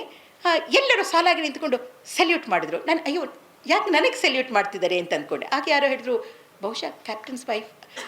ಏನಾಗ್ತಾ ಇತ್ತು ಅಂತಂದರೆ, ಯಾವಾಗ ಒಂದು ಯುದ್ಧದ ಹಡಗು ಬಂದರಲ್ಲಿ ಇರುತ್ತೆ ಅಂಥ ಸಮಯದಲ್ಲಿ ಅಲ್ಲಿಯ ಕ್ಯಾಪ್ಟನ್ ಇರ್ಬೋದು, ಹಿರಿಯ ಅಧಿಕಾರಿಗಳ ಕುಟುಂಬ ವರ್ಗ ಅಲ್ಲಿ ಹೋಗಿ ನೋಡ್ಕೊಂಬಿಟ್ಟು ಬರ್ಬೋದು. ಬಹುಶಃ ನಾನಂತ ಆ ಥರ ಯಾರೋ ಕುಟುಂಬ ವರ್ಗಕ್ಕೆ ಸೇರಿದವಳು ಅಂತ ಅಂದ್ಕೊಂಡ್ರು. ಬಹುಶಃ ಆ ಕಾರಣಕ್ಕೋ ಅಥವಾ ಹೆಣ್ಣು ಮಕ್ಕಳೆಲ್ಲರಿಗೂ ಭಾರತದ ನೌಕಾಸೇನೆಯಲ್ಲಿ ಸೆಲ್ಯೂಟ್ ಮಾಡುವಂತಹ ಒಂದು ಸಂಪ್ರದಾಯ ಇರೋದ್ರಿಂದ ಸೆಲ್ಯೂಟ್ ಮಾಡಿದರು. ನಾನು ಹೇಳಿದೆ, ನಾನು ಯಾರ ಮಡದಿಯೋ ಅಲ್ಲ, ನಾನು ಡಿಸೈನ್ ಇಂಜಿನಿಯರು, ವಿಮಾನ ಕಾರ್ಖಾನೆಯಿಂದ ಬಂದಿದ್ದೀನಿ. ಇದು ನನಗೆ ಸಂಬಂಧಪಟ್ಟಂತಹ ಒಂದು ಪರೀಕ್ಷಣಾ ಹಾರಾಟದ ನಾನು ಭಾಗಿಯಾಗಬೇಕು. ತಕ್ಷಣ ಅವರು ಹೇಳಿದ್ರು, no women are not allowed on the warship ಅಂತ ಹೇಳಿ. ಈಗ ಸಾಕಷ್ಟು ಗೊಂದಲ ಆಯಿತು. ಯಾಕೆಂದರೆ ನನಗೆ ಆಗಲೇ ಅನುಮತಿ ದೊರೆತಿತ್ತು ದಿಲ್ಲಿಯಿಂದ. ಆದರೆ ಬಹುಶಃ ನನ್ನ ಹೆಸರಿನ ಕನ್ಫ್ಯೂಷನ್ ಇದ್ದಿರಬಹುದು. ಮತ್ತೆ ಸುಮಾರು 3-4 ಗಂಟೆಗಳ ಸಿಗ್ನಲ್ಸ್ ಹೋಗಿ ನನಗೆ ಒಂದು ವಿಶೇಷವಾದ ಅನುಮತಿಯನ್ನು ಕೊಟ್ಟು, ಯಾಕೆಂದರೆ ಆ ಯುದ್ಧದ ಹಡಗಿನಲ್ಲಿ ಒಬ್ಬ ಹೆಣ್ಣು ಮಗಳು ಉಳಿದುಕೊಳ್ಳುವಂತಹ ಯಾವ ಅನುಕೂಲಗಳು ಇರಲಿಲ್ಲ. 1992ರಲ್ಲಿ ನಾನು ಹೋಗಿದ್ದು, 1998ರಲ್ಲಿ, 1992ರಲ್ಲಿ ಹೆಣ್ಣು ಮಕ್ಕಳಿಗೆ ಸೇನೆಯ ಬಾಗಿಲು ತೆರೀತು. ನೌಕಾಸೇನೆಗೂ ಕೂಡ ಹೆಣ್ಣು ಮಕ್ಕಳನ್ನ ತೆಗೆದುಕೊಂಡ್ರು. ಆದರೆ ಅವರನ್ನು ಯುದ್ಧದ ಹಡಗಿಗೆ ಪ್ರವೇಶ ಕೊಡೋಕ್ಕೆ ಸಾಧ್ಯವಾಗಿರಲಿಲ್ಲ. ಯಾಕೆಂದರೆ ಆ ಹಡಗುಗಳು ಮೊದಲೇ ರಚನೆ ಆದ ಕಾರಣ ಅಲ್ಲಿ ಯಾವುದೇ ಒಂದು ಅನುಕೂಲ ಇರಲಿಲ್ಲ. ಈ ಒಂದು ಕಾರಣಕ್ಕೆ ನಾನಲ್ಲಿ ಡಿಸೈನ್ ಇಂಜಿನಿಯರ್ ಆದ ಒಂದು ಕಾರಣಕ್ಕೆ ನನಗೆ ಅಲ್ಲಿ ಪ್ರವೇಶ ಸಿಕ್ತು. ಒಳಗೆ ನಾನು ಹೋದೆ. ಅಲ್ಲಿ ಒಂದು ದೊಡ್ಡ ಪೋಸ್ಟರ್ ಇತ್ತು, why ship called a she ಅಂತ. ನಾವು ಇಂಗ್ಲೀಷ್ ಭಾಷೆಯಲ್ಲಿ ಶಿಪ್ಪನ್ನು ಸ್ತ್ರೀಲಿಂಗವಾಗಿ ಶಿ ಅಂತ ಅಡ್ರೆಸ್ ಮಾಡ್ತಾರೆ. ಆ ಪೋಸ್ಟರಲ್ಲಿ ಇದ್ದದ್ದೇನು ಅಂತ ನಾನು ಅದನ್ನು ಕೈಯಲ್ಲಿ ಗುರ್ತು ಹಾಕ್ಕೊಂಡಿದ್ದೆ. ಇತ್ತೀಚಿನ ದಿನಗಳಲ್ಲಿ ನಿಮಗೆ ಗೂಗಲಲ್ಲಿ ಈ ಫೋಟೋ ಸಿಕ್ಕಿತ್ತು, ನಾನು ಎತ್ಕೊಂಡೆ. ಆದರೆ ಆ ಅಕ್ಷರಗಳೆಲ್ಲ ನಾನು ಗುರುತು ಹಾಕಿಕೊಂಡಂತಹ ಅಕ್ಷರಗಳು. Why is a ship called a she? Oh, there is always a lot of bustle around her and a lot of men. It takes a fortune to keep her looking good. She is absolutely uncontrollable without a man at the helm. ಎಂತಹ ಪುರುಷ ಪ್ರಧಾನ poster ಅಲ್ಲಿತ್ತು. ನಾನು ನಂತರದ ವರ್ಷಗಳಲ್ಲಿ ನೌಕಾದಳದಲ್ಲಿರುವ ಹೆಣ್ಣು ಮಕ್ಕಳನ್ನ ಭೇಟಿಯಾದಾಗ ಮೊದಲ ಆ ಪೋಸ್ಟರ್ ಕಿತ್ತು ಹಾಕಿದ್ರಿ ತಾನೇ ಅಂತ ಆ ಯುದ್ಧದ ಹಡಗಿನ ಹೆಸರನ್ನು ಅವರಿಗೆ ನಾನು ತಿಳಿಸಿದ್ದೆ. ಇಂತಹ ಒಂದು ಸಮಯದಿಂದ ಈ ಒಂದು ನನ್ನ ಅನುಭವವನ್ನು ಹಂಚಿಕೊಂಡಾಗ ಅದು ಡೆಕ್ಕನ್ ಹರಲ್ಡ್ನ ಮೊದಲ ಪುಟದಲ್ಲಿ ಅದು ದಾಖಲಾದಾಗ ಯಾರೋ ಹೇಳಿದರು, ಹೆಣ್ಣು ಮಕ್ಕಳ ಈ ಒಂದು ರಂಗದ ಅನುಭವಗಳನ್ನ ನೀವು ಬರೀರಿ ಅಂತ ಹೇಳಿಬಿಟ್ಟು, ತಾಂತ್ರಿಕ ವಿಷಯಗಳನ್ನೆಲ್ಲ ಕೇವಲ ಇಂತಹ ಅನುಭವಗಳನ್ನ ನಾನು ಹಂಚಿಕೊಳ್ಳುವ ಒಂದು ನೆನಪಿನ ಗ್ರಂಥವನ್ನು ತರ್ತಾ ಇದ್ದೀನಿ. My journey at HAL was most exciting ಅಂತ ನಾನು ಹೇಳ್ತೀನಿ. ದೇಶೀಯ ವಿನ್ಯಾಸದ ಒಂದು ಧ್ರುವ ಹೆಲಿಕಾಪ್ಟರ್ನ ಯೋಜನೆಯಲ್ಲಿ ಕೆಲಸ ಮಾಡುವಂತಹ ಅದೃಷ್ಟ ಭಾಗ್ಯ ನನ್ನದಾಗಿತ್ತು. ನಂತರ 5ನೇ ಪೀಳಿಗೆಯ ಒಂದು ಯುದ್ಧದ ವಿಮಾನ, ಮಾನವರಹಿತ ವಾಯುಯಂತ್ರಗಳ ಯೋಜನೆ, ಇಂತಹವುಗಳೆಲ್ಲ ಕೆಲಸ ಮಾಡುವ ಅವಕಾಶ ನನ್ನ ಕಾರ್ಖಾನೆ ನಮಗೆ ಯಾವುದೇ ಒಂದು ತಾರತಮ್ಯ ಇಲ್ಲದೆ ನೀಡ್ತು ಅನ್ನೋದು ನನ್ನ ಅದೃಷ್ಟ, ನನ್ನ ಪೀಳಿಗೆಯ ಹೆಣ್ಣು ಮಕ್ಕಳ ಅದೃಷ್ಟ. ಇದು ನಮ್ಮ ಧ್ರುವ ಹೆಲಿಕಾಪ್ಟರು. ಅದಕ್ಕೆ ಅಸ್ತ್ರಶಸ್ತ್ರವನ್ನು ಸೇರಿಸಿದಾಗ ಅದನ್ನು ರುದ್ರ ಅನ್ನುವ ಹೆಸರು ನೀಡಿತು. ನಾವು ಹೆಣ್ಣು ಮಕ್ಕಳು ಎಲ್ಲಿಗೆ ಕ್ಷೇತ್ರ ಕಾರ್ಯಕ್ಕೆ ಹೋಗೋದಕ್ಕೆ, ಎಲ್ಲಿಗೆ ಅದರ ಪರೀಕ್ಷಾ ಹಾರಾಟಕ್ಕೆ ಹೋಗೋದಕ್ಕೆ ಎಂದೂ ಹಿಂಜರಿದವರಲ್ಲ. ಇಲ್ಲಿ ನೀವು ನೋಡ್ತಾ ಇರೋದು 1998ರಲ್ಲಿ ನಾವು ಒಂದು ಹೆಲಿಕಾಪ್ಟರ್ನ ದೇಶೀಯವಾಗಿ ವಿನ್ಯಾಸ ಮಾಡಿದ್ದೀವಿ. ಅದು ಅತ್ಯಂತ ಎತ್ತರದ ಜಾಗದಲ್ಲಿ ಹಾರಬೇಕು. ಅದು ಅತ್ಯಂತ ಚಳಿ ಇರುವಂತಹ ಶೀತಳವಾದ ದ ಕೋಲ್ಡೆಸ್ಟ್ ಪ್ಲೇಸ್, ಹೈಯೆಸ್ಟ್ ಆಲ್ಟಿಟ್ಯೂಡ್ನಲ್ಲಿ ಅದು ಹಾರಬೇಕು. ನಾವು ಆ ರೀತಿ ವಿನ್ಯಾಸ ಮಾಡಿದ್ದೀವಿ. ಆದರೆ ಈಗ ಪರೀಕ್ಷಣಾ ಹಾರಾಟದ ಮೂಲಕ ತೋರಿಸಬೇಕು ಅಂದಾಗ ಪ್ರಥಮವಾದ ದ ಕೋಲ್ಡ್ ವೆದರ್ ಟ್ರಯಲ್ ಅಂತ ಹೇಳ್ತೀವಿ, ಅದಕ್ಕೆ ಲಡಾಖ್ನಲ್ಲಿರೋ ಲೇ ಜಾಗಕ್ಕೆ ಹೋದ್ವಿ. ಇವತ್ತು ನೀವು ನೋಡುವ ಲಡಾಖಿನ ಲೇ ಜಾಗ ಅತ್ಯಂತ ಸುಂದರವಾದ ಎಲ್ಲೆಲ್ಲೋ ಹೋಟ್ಲ್ಗಳು ಇರುವಂತಹ ಪ್ರವಾಸದ ತಾಣ ಆಗಿದೆ. ನಾವು ಹೋದಾಗ ಹಾಗಿರಲಿಲ್ಲ. ಅಲ್ಲಿ ವಾರಕ್ಕೆ 7 ದಿನ ವಿದ್ಯುತ್ ಕೂಡ ಲಭ್ಯ ಇರಲಿಲ್ಲ. 2 ದಿನ ಏನೋ ಬರ್ತಾ ಇತ್ತು, ಅದು 4 ಗಂಟೆ ಮಾತ್ರ ಇತ್ತು. ನಮಗೆ ಹೊರಗಿನ ಚಳಿ -20°C. ನಮ್ಮ ಹೆಲಿಕಾಪ್ಟರ್ ತುಂಬ ಸುಂದರವಾಗಿ ಹಾರಿತು, ಆದರೆ ನಾವು ಡಿಸೈನ್ ಇಂಜಿನಿಯರ್ಸ್ ನಡುಗೆ ಹೋದ್ವಿ. ಇದು ಆ ಕಾಲದಲ್ಲಿ ನಾನು ತೆಗೆದಿರೋ ಫೋಟೋ. 1998ರಲ್ಲಿ ಇದ್ದಂತಹ ಲೇ. ನನ್ನನ್ನು ನೀವು ಗುರ್ತಿಸೋಕ್ಕೂ ಆಗೋದಿಲ್ಲ. ಇವತ್ತಿನ ತರಹ ಆ ಉಣ್ಣೆ ಉಡುಪುಗಳು ಅಷ್ಟು ಸುಲಭಕ್ಕೆ ಆವಾಗ ಸಿಗ್ತಾ ಇರಲಿಲ್ಲ. ನಾನು ಸಿಸ್ಟಮ್ ಇಂಜಿನಿಯರ್ ಆಗಿ ಬೆಳೆದಂತೆ ನನ್ನ ಈ ಕಾರ್ಖಾನೆಯ ಕೆಲಸ ನನಗೆ ಎಲ್ಲ ಅವಕಾಶಗಳನ್ನು ನೀಡಿತು ಅಂತ ಹೇಳಬೇಕು. It took me to the hottest deserts in Israel, coldest firing ranges. ಇದು ನೀವು ನೋಡ್ತಾ ಇರೋ ಸ್ವೀಡನ್ನ ಒಂದು ಹಿಮಗಟ್ಟಿರುವ ನದಿ, ಇಸ್ರೇಲಿನ ಕಡು ಬಿಸಿಯ ಮರಳುಗಾಡು, ಆರ್ಕ್ಟಿಕ್ ಸರ್ಕಲ್ ಹತ್ತಿರ ಇರುವಂತಹ ಫೈರಿಂಗ್ ರೇಂಜ್. ಇವೆಲ್ಲವೂ ನನ್ನ ಕಾರ್ಯಕ್ಷೇತ್ರ ಮತ್ತು ನನ್ನ ಬರವಣಿಗೆ ಹಾಗೂ ಮನೆಯನ್ನು ಸಮತೋಲನಗೊಳಿಸೋದು ಸ್ವಲ್ಪ ಕಠಿಣ ಇತ್ತು. ಅನೇಕ ನನ್ನ ಪುಸ್ತಕದ ಬಿಡುಗಡೆಯ ಸಮಾರಂಭದಲ್ಲಿ ನಾನಿಲ್ಲ. ಇದು ಭಾನುವಾರ ನಡೆದ ಸಮಾರಂಭ, ಆದರೆ ಆ ದಿನ ನನಗೆ ಕಾರ್ಯಕ್ಷೇತ್ರದ ಕಾರಣವಾಗಿ ನಾನಲ್ಲಿಲ್ಲ. ಇದು ನಮ್ಮ ಹೆಲಿಕಾಪ್ಟರ್ ಬಗ್ಗೆ ನಾನು ಹೆಮ್ಮೆಯಾಗಿ ಎಲ್ಲ ಕಡೆ ತೋರಿಸೋದು. ಯಾಕೆಂದರೆ ಅದು ಬಹುಪಾತ್ರಧಾರಿ. ಭಾರತದ ವಾಯುಪಡೆಗೆ, ನೌಕಾದಳಕ್ಕೆ, ತಟರಕ್ಷಣಾ ದಳಕ್ಕೆ ಮತ್ತು ಭೂಸೇನೆ 4 ಸೇನೆಯ ಒಂದು ಅಗತ್ಯಗಳಿಗೆ ನಿರ್ಮಿಸಲಾದ, ವಿನ್ಯಾಸಗೊಳಿಸಿದ ಮೊಟ್ಟ ಮೊದಲ ಭಾರತದ ಹೆಲಿಕಾಪ್ಟರ್. ಒಂದು ಮಿಲಿಟರಿ ಹೆಲಿಕಾಪ್ಟರ್ ಆಗಿ ಇದನ್ನು ವಿನ್ಯಾಸಗೊಳಿಸಿದರೂ 2013ರಲ್ಲಿ ಹಿಮಾಲಯದ ಪ್ರಳಯ, ಆ ಪ್ರವಾಹ ನಿಮಗೆ ನೆನಪಿರಬೇಕು. ಬಹಳಷ್ಟು ಜನ ಆ ಎತ್ತರದ ಆಲ್ಟಿಟ್ಯೂಡ್ನಲ್ಲಿ ಸಿಕ್ಕಿ ಬಿದ್ದಾಗ ಆಪರೇಷನ್ ರಾಹತ್ ಅಂತ ನಮ್ಮ ಈ ಧ್ರುವ ಹೆಲಿಕಾಪ್ಟರ್ ರಕ್ಷಣೆಗೆ ಧಾವಿಸ್ತು. ಇದು ಧ್ರುವ ಹೆಲಿಕಾಪ್ಟರ್ ರಕ್ಷಿಸಿ ಕೆಳಗೆ ತಂದಿರೋದು. ಇದನ್ನೇ ರುದ್ರ ಅನ್ನುವ ಹೆಸರಲ್ಲಿ ಭಾರತದ ವಾಯುಪಡೆ ಸಾರಂಗ್ ಅನ್ನುವ ಟೀಮ್ ಮಾಡಿ ನಮ್ಮ ಅಡ್ವಾನ್ಸ್ ಲೈಟ್ ಹೆಲಿಕಾಪ್ಟರ್ ಬಳಸುತ್ತೆ. ಈ ಹೆಲಿಕಾಪ್ಟರ್ನ ಯೋಜನೆಯಲ್ಲಿ ಬಹಳಷ್ಟು ನಾವು ಹೆಣ್ಣು ಮಕ್ಕಳು ಇದ್ದೇವೆ. ಕೊನೆಗೂ 2019ರಲ್ಲಿ ನಾನು ಮಹಿಳಾ ವಿಜ್ಞಾನಿಗಳ ಪರಂಪರೆ ಅನ್ನೋ ಹಾಗೆ ಮಹಿಳಾ ವೈಮಾನಿಕರ ಒಂದು ಪರಂಪರೆಯನ್ನು ಹುಡುಕಿ ಹೋದುದಿದೆ. ಅದರ ಬಗ್ಗೆ ಇಲ್ಲಿ ಉಲ್ಲೇಖಿಸ್ತಾ ಇಲ್ಲ. 2019ರಲ್ಲಿ ಸೆಲಿಬ್ರೇಟಿಂಗ್ ವಿಮೆನ್ ಇನ್ ಏವಿಯೇಷನ್ ಅಂತ ಅದನ್ನು ವಿಜೃಂಭಣೆಯಿಂದ ಆಚರಿಸಿದಾಗ ಬಹಳ ಖುಷಿಯಾಯಿತು. ಎಲ್ಲೆಲ್ಲಿ ವೈಮಾನಿಕ ರಂಗದಲ್ಲಿ ಹೆಣ್ಣು ಮಕ್ಕಳಿದ್ದಾರೋ ಅವರ ಒಂದು ಕೊಡುಗೆಯನ್ನು ಗುರುತಿಸ್ತು. ಅದು ನಮ್ಮ ಸೇನೆಯಲ್ಲಿರಬಹುದು, ಅಥವಾ ಏರ್ ಇಂಡಿಯಾ ಆ ಥರ ಇರ್ಬೋದು, ಅಥವಾ ನೆಲದ ಮೇಲೆ ನಮ್ಮಂತಹ ಆ ವಿಮಾನ ಮತ್ತು ಹೆಲಿಕಾಪ್ಟರ್ ಮಾಡುವಂತಹ ಡಿಸೈನ್ ಇಂಜಿನಿಯರ್ಸ್ ಇರ್ಬೋದು. ಸುಮಾರು 14 ಜನರನ್ನು ಗುರುತಿಸಿ ನಮ್ಮನ್ನು ಕ್ವೀನ್ಸ್ ಆಫ್ ಸ್ಕೈಸ್ ಅಂತ ಒಂದು ವಿಡಿಯೋ ಅವತ್ತು ಡಾಕ್ಯುಮೆಂಟ್ರಿ ರಿಲೀಸ್ ಮಾಡಿತ್ತು. ನಾನು ಬೆಳೆದಂಥ ಪರಿಸರ ಹೇಗಿತ್ತು ಅಂದರೆ, ಹೆಣ್ಮಕ್ಳಿಗೆಲ್ಲ ಪಿಂಕ್ ಕಲರು, ಗಂಡು ಮಕ್ಕಳಿಗೆಲ್ಲ ಬ್ಲೂ ಕಲರು. ಹೆಣ್ಮಕ್ಳಿಗೆ ಬಾರ್ಬಿ ಡಾಲು, ಗಂಡು ಮಕ್ಕಳಿಗೆ ವಿಮಾನಗಳು ತಂದು ಕೊಡ್ತಾಯಿದ್ರು. ಹೆಣ್ಮಕ್ಳು ಬರೀ ಪಿಂಕ್ ಹಾಕಲ್ಲ, we are in blue, white, olive and red. 1992ರ ತನಕ ಹೆಣ್ಣು ಮಕ್ಕಳಿಗೆ ಸೇನೆಗೆ ಪ್ರವೇಶ ಇರಲಿಲ್ಲ. ಆದರೆ ಪ್ರವೇಶ ಸಿಕ್ಕಿದ ತಕ್ಷಣ ನಾವು ಎಲ್ಲವನ್ನೂ ಗೆಲ್ಲಲಿಲ್ಲ. ಯಾಕೆಂತಂದರೆ 2020ರ ತನಕ ಅವ್ರು ಹೋರಾಡಬೇಕಾಯಿತು. ಪ್ರವೇಶ ಏನೋ ಸಿಕ್ತು, ಆದರೆ ಅವರು ಕಮಾಂಡರ್ ಪೋಸ್ಟಿಗೆ ಬರೋ ಹಾಗಿರಲಿಲ್ಲ. ಕೊನೆಗೆ ಸುಪ್ರೀಂ ಕೋರ್ಟ್ ಈ ರೀತಿಯ ಲಿಂಗ ತಾರತಮ್ಯ ಮಾಡುವ ಹಾಗಿಲ್ಲ, ಕಮಾಂಡರ್ ಪೋಸ್ಟ್ಗೆ ಬರೋದಕ್ಕೆ ಬಿಡಬೇಕು ಅಂತ ತೀರ್ಪು ಕೊಟ್ಟ ಮೇಲೆ 2020ರಲ್ಲಿ ದಶಕಗಳೇ ಹೆಣ್ಣುಮಕ್ಕಳು ಅಲ್ಲಿ ಹೋರಾಡಿದರು. ಒಳಗೆ ಹೋದ ಮೇಲೂ ಹೋರಾಡಬೇಕಾಯಿತು. ಈ 2020ರಲ್ಲಿ ಎಲ್ಲ ಸೇನೆಯ ಭೂಸೇನೆ ಇರ್ಬೋದು ಅಥವಾ ನೌಕಾಪಡೆ ಇರ್ಬೋದು, ವಾಯುಪಡೆ ಇರ್ಬೋದು, ಎಲ್ಲ ಕಡೆನೂ ಹೆಣ್ಣು ಮಕ್ಕಳು ಮೇಲಿನ ಹಂತಗಳಿಗೆ ಬರೋದಕ್ಕೆ ಅವಕಾಶಗಳನ್ನ ಸುಪ್ರೀಂ ಕೋರ್ಟ್ ಕಲ್ಪಿಸಿಕೊಡ್ತು. ಆ 2019 ಆ ವಾಯು ಪ್ರದರ್ಶನದ ಸಮಯದಲ್ಲಿ ನಾನು ಈ ಹೆಣ್ಣುಮಕ್ಕಳು ಜೊತೆಗೆ ನಿಲ್ಲಿಸಿ ಒಂದು ಫೋಟೋ ತೆಗೆದಿದ್ದೆ. ಅತ್ಯಂತ ಖುಷಿ ಕೊಟ್ಟಂತಹ ಸಂದರ್ಭ ಇದು. ಸುಮಾರು 3 ವರ್ಷ ಹಿಡಿಸ್ತು. ಆದರೆ ಕಡೆಗೂ ಕೂಡ ಮಾರ್ಚ್ 2023ರಲ್ಲಿ ಗ್ರೂಪ್ ಕ್ಯಾಪ್ಟನ್ ಶಾಲಿಸಾ ಧಾಮಿ ಭಾರತದ ವಾಯುಪಡೆಯ ಮೊಟ್ಟ ಮೊದಲ ಮಹಿಳಾ ಕಮಾಂಡೆಂಟ್ ಆದರು. ಅದೇ ವರ್ಷ ಲೆಫ್ಟಿನೆಂಟ್ ಕಮಾಂಡರ್ ಪ್ರೇರಣಾ ದಿಯೋಸ್ಥಾಲಿ ಆಕೆ ಭಾರತದ ನೌಕಾಪಡೆಯ ಯುದ್ಧದ ಹಡಗಿನ ಕಮಾಂಡರ್ ಆದರು. 1998ರಲ್ಲಿ ನನಗೆ ಪ್ರವೇಶ ಮಾಡೋಕ್ಕೆ ಕೂಡ ಅವಕಾಶ ಇರಲಿಲ್ಲ.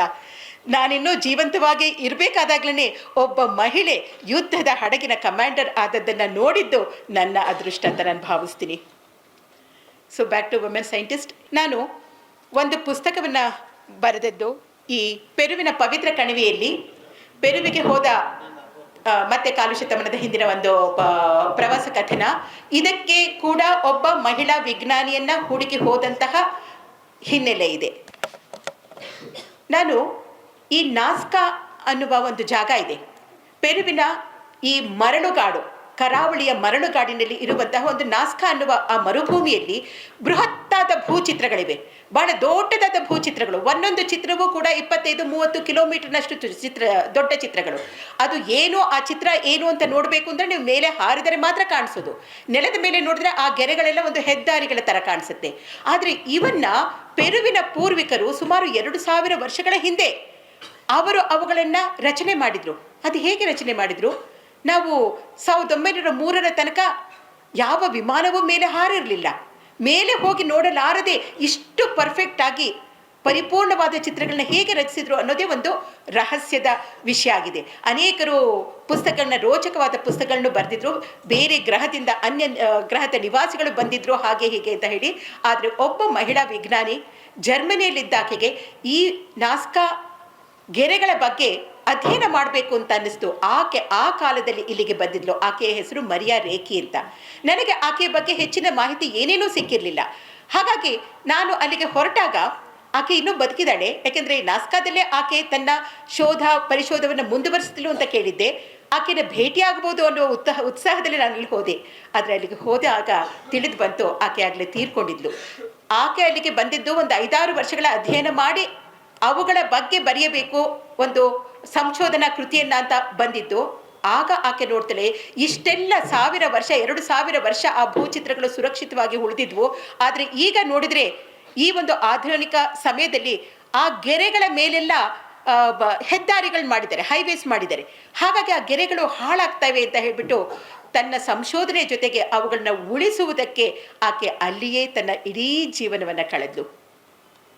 ಆಕೆ ಬಂದಾಗ ಅಷ್ಟು ಚಿಕ್ಕ ವಯಸ್ಸಿನ ಹೆಣ್ಣು ಮಗಳು. ಆಕೆ ತೀರಿಕೊಂಡಾಗ ಆಕೆ ಅಲ್ಲಿಯೇ ತೀರ್ಕೊಂಡಿದ್ದು. ಅಲ್ಲಿ ಒಂದು ಪುಟ್ಟ ವಿಮಾನ ಇದೆ, ಅದರ ಮೇಲೆ ಹಾರಿದಾಗ ಮಾತ್ರ ನಮಗೆ ಇದು ಕಾಣಿಸಿದ್ದು. ನನ್ನ ಈ ಪಯಣದ ಸಂಗಾತಿ ಮೇಡಮ್ ಮಾಲತಿಯವರಾಗಿದ್ದರು. ಈ ಪುಟ್ಟ ವಿಮಾನ ಎಷ್ಟು ಪುಟ್ಟದು ಅಂದರೆ ಅದ್ರ ಒಳಗಡೆ 2 ಸೀಟ್ ಇದ್ದಿದ್ದು. ಅದು ನೆಲದ ಮೇಲೆ ಹಾಕಿದ 2 ಮಣೆಗಳು, ಅದ್ರ ಮೇಲೆ ಕೂತ್ಕೊಂಡು ನಾವು ಮೇಲೆ ಹೋಗಿ ಆ ನಾಸ್ಕಾ ಗೆರೆಗಳು ನೋಡಿದ್ವಿ. ಅಲ್ಲಿಯ ಒಂದು ಪಾರ್ಕ್ನಲ್ಲಿ ಮರಿಯಾ ರೇಖಿಯ ಆ ಮೂರ್ತಿಯನ್ನು ನಿಲ್ಲಿಸಿದ್ದಾರೆ. ಅಲ್ಲಿ ಒಂದು ಜಾಗದಲ್ಲಿ ಒಂದು ಪ್ಲಾನೆಟೋರಿಯಂ ಇದೆ, ಮರಿಯಾ ರೇಖೆ ಹೆಸರಿಟ್ಟಿದ್ದಾರೆ. ನನಗೆ ಯಾವುದೇ ವಿಷಯ ಸಿಗ್ತಾ ಇಲ್ಲ. ಅಲ್ಲೆಲ್ಲರೂ ಬರೀ ಸ್ಪ್ಯಾನಿಷ್ ಮಾತಾಡ್ತಿದ್ದಾರೆ, ಇಲ್ಲ ಅಲ್ಲಿಯ ಸ್ಥಳೀಯ ಭಾಷೆ ಕೆಚುವ ಮಾತಾಡ್ತಿದ್ದಾರೆ. ಆ ಪ್ಲಾನೆಟೋರಿಯಂ ಹೋದಾಗ ಅಲ್ಲಿ ಇಂಗ್ಲೀಷ್ನ ಕೆಲವು ಪದಗಳನ್ನ ಮಾತನಾಡುವ ಒಬ್ಬ ವ್ಯಕ್ತಿ ಸಿಕ್ಕರು. ನಾನು ಹೇಳಿದೆ, ಮರಿಯಾ ರೇಖೆಯ ಬಗ್ಗೆ ನನಗೆ ಒಂದು ಪುಸ್ತಕ ಬೇಕಲ್ಲ, ನೀವು ಸ್ಪ್ಯಾನಿಷ್ ಭಾಷೆಯಲ್ಲಿ ಇದ್ರೂ ಪರವಾಗಿಲ್ಲ, ಯಾರ ಹತ್ರ ಆದರೂ ನಾನು ಅನುವಾದ ಮಾಡಿಸ್ತೀನಿ ಅಂತ ಕೇಳಿದಾಗ ಇಲ್ಲಿಯವರೆಗೂ ಒಂದು ಪುಸ್ತಕವೂ ಬಂದಿಲ್ಲ. ಆದರೆ ಈ ವರ್ಷ ಇನ್ನು 4-5 ತಿಂಗಳಿಗೆ ನಾವು ಒಂದು ಪುಸ್ತಕ ತರ್ತೀವಿ, ಅದರಲ್ಲಿ ಇಂಗ್ಲೀಷ್ ಭಾಷೆಯಲ್ಲೂ ಇರುತ್ತೆ, ಸ್ಪ್ಯಾನಿಷ್ ಭಾಷೆಯಲ್ಲೂ ಇರುತ್ತೆ ಅಂತ ಆತ ಹೇಳ್ದ. ನಾನು ತಕ್ಷಣ ನನ್ನಿಂದ ಒಂದು ಅದಕ್ಕೆ ಬೆಲೆ ಎಷ್ಟಾಗುತ್ತೆ ಅಂತ ತಿಳ್ಕೊಂಡು $20 ಕೊಟ್ಟು ಅದನ್ನು ನನಗೆ ಪೋಸ್ಟ್ ಮಾಡ್ತೀರಾ ಅಂದರೆ, ಆತ $20 ಬಹಳ ದೊಡ್ಡ ಅಮೌಂಟ್ ಆಗಿತ್ತು. ನೀವು ನನ್ನನ್ನು ನಂಬ್ತೀರಾ, ಇಷ್ಟು ಹಣ ಕೊಟ್ಟೋಗ್ತಿದ್ದೀರಾ, ನನಗೆ ಸಂಪೂರ್ಣ ನಂಬಿಕೆ ಇದೆ ಅಂತ ಹೇಳಿದೆ. ಆತ ನನಗೆ ಕಳಿಸಿದ ಪುಸ್ತಕ ಅದು. ನಾನು ಆ ಪೆರುವಿನ ಪವಿತ್ರ ಕಣಿವೆಯಲ್ಲಿ ಪುಸ್ತಕದಲ್ಲಿ ಬರೆದಿರುವ ಮಾಹಿತಿ ಎಲ್ಲ ಆ ವ್ಯಕ್ತಿ ನಾಸ್ಕಾದಿಂದ ಪ್ರಕಟಗೊಂಡಂತಹ ಈ ಪುಸ್ತಕದಿಂದ ನಾನು ಎತ್ತಿಕೊಂಡಂತಹ ಮಾಹಿತಿ. ಆ ಪುಸ್ತಕದ ಮೇಲೆ ಮರಿಯಾ ರೇಖಿ ಇರುವಂತಹ ಒಂದು ಸ್ಟ್ಯಾಂಪ್ ಅಂಟಿಸಿ ಕಳಿಸಿದ್ರು. ಎಷ್ಟೊಂದು ಯೋಚನೆ ಮಾಡಿ ಅವರು ಕಳಿಸಿದ್ದಾರೆ ಅಂತ ಇವತ್ತಿಗೂ ನಾನು ತನಗೆ ಕೃತಜ್ಞತೆ ಹೇಳ್ತಾ ಇದ್ದೀನಿ. ಪೆರುವಿಗೆ ಹೋದ ಮೇಲೆ ಅಲ್ಲಿಯ ಸೂರ್ಯ ದೇವಾಲಯ, ಆ ಕಣಿವೆಗಳು ಅವನ್ನೆಲ್ಲ ನೋಡುವುದು ಸಹಜ ಆಗಿತ್ತು. ಮಾಚು ಪೀಚು 1911ರಲ್ಲಿ ಹಿರಂ ಬಿಂಗಮ್ ಅವರು ಕಂಡುಹಿಡಿದಿದ್ದು ಅಂತ ಹೇಳ್ತಾರೆ. ಅದರ ಸ್ಥಳೀಯರಿಗೆ ಅದು ಗೊತ್ತಿತ್ತು.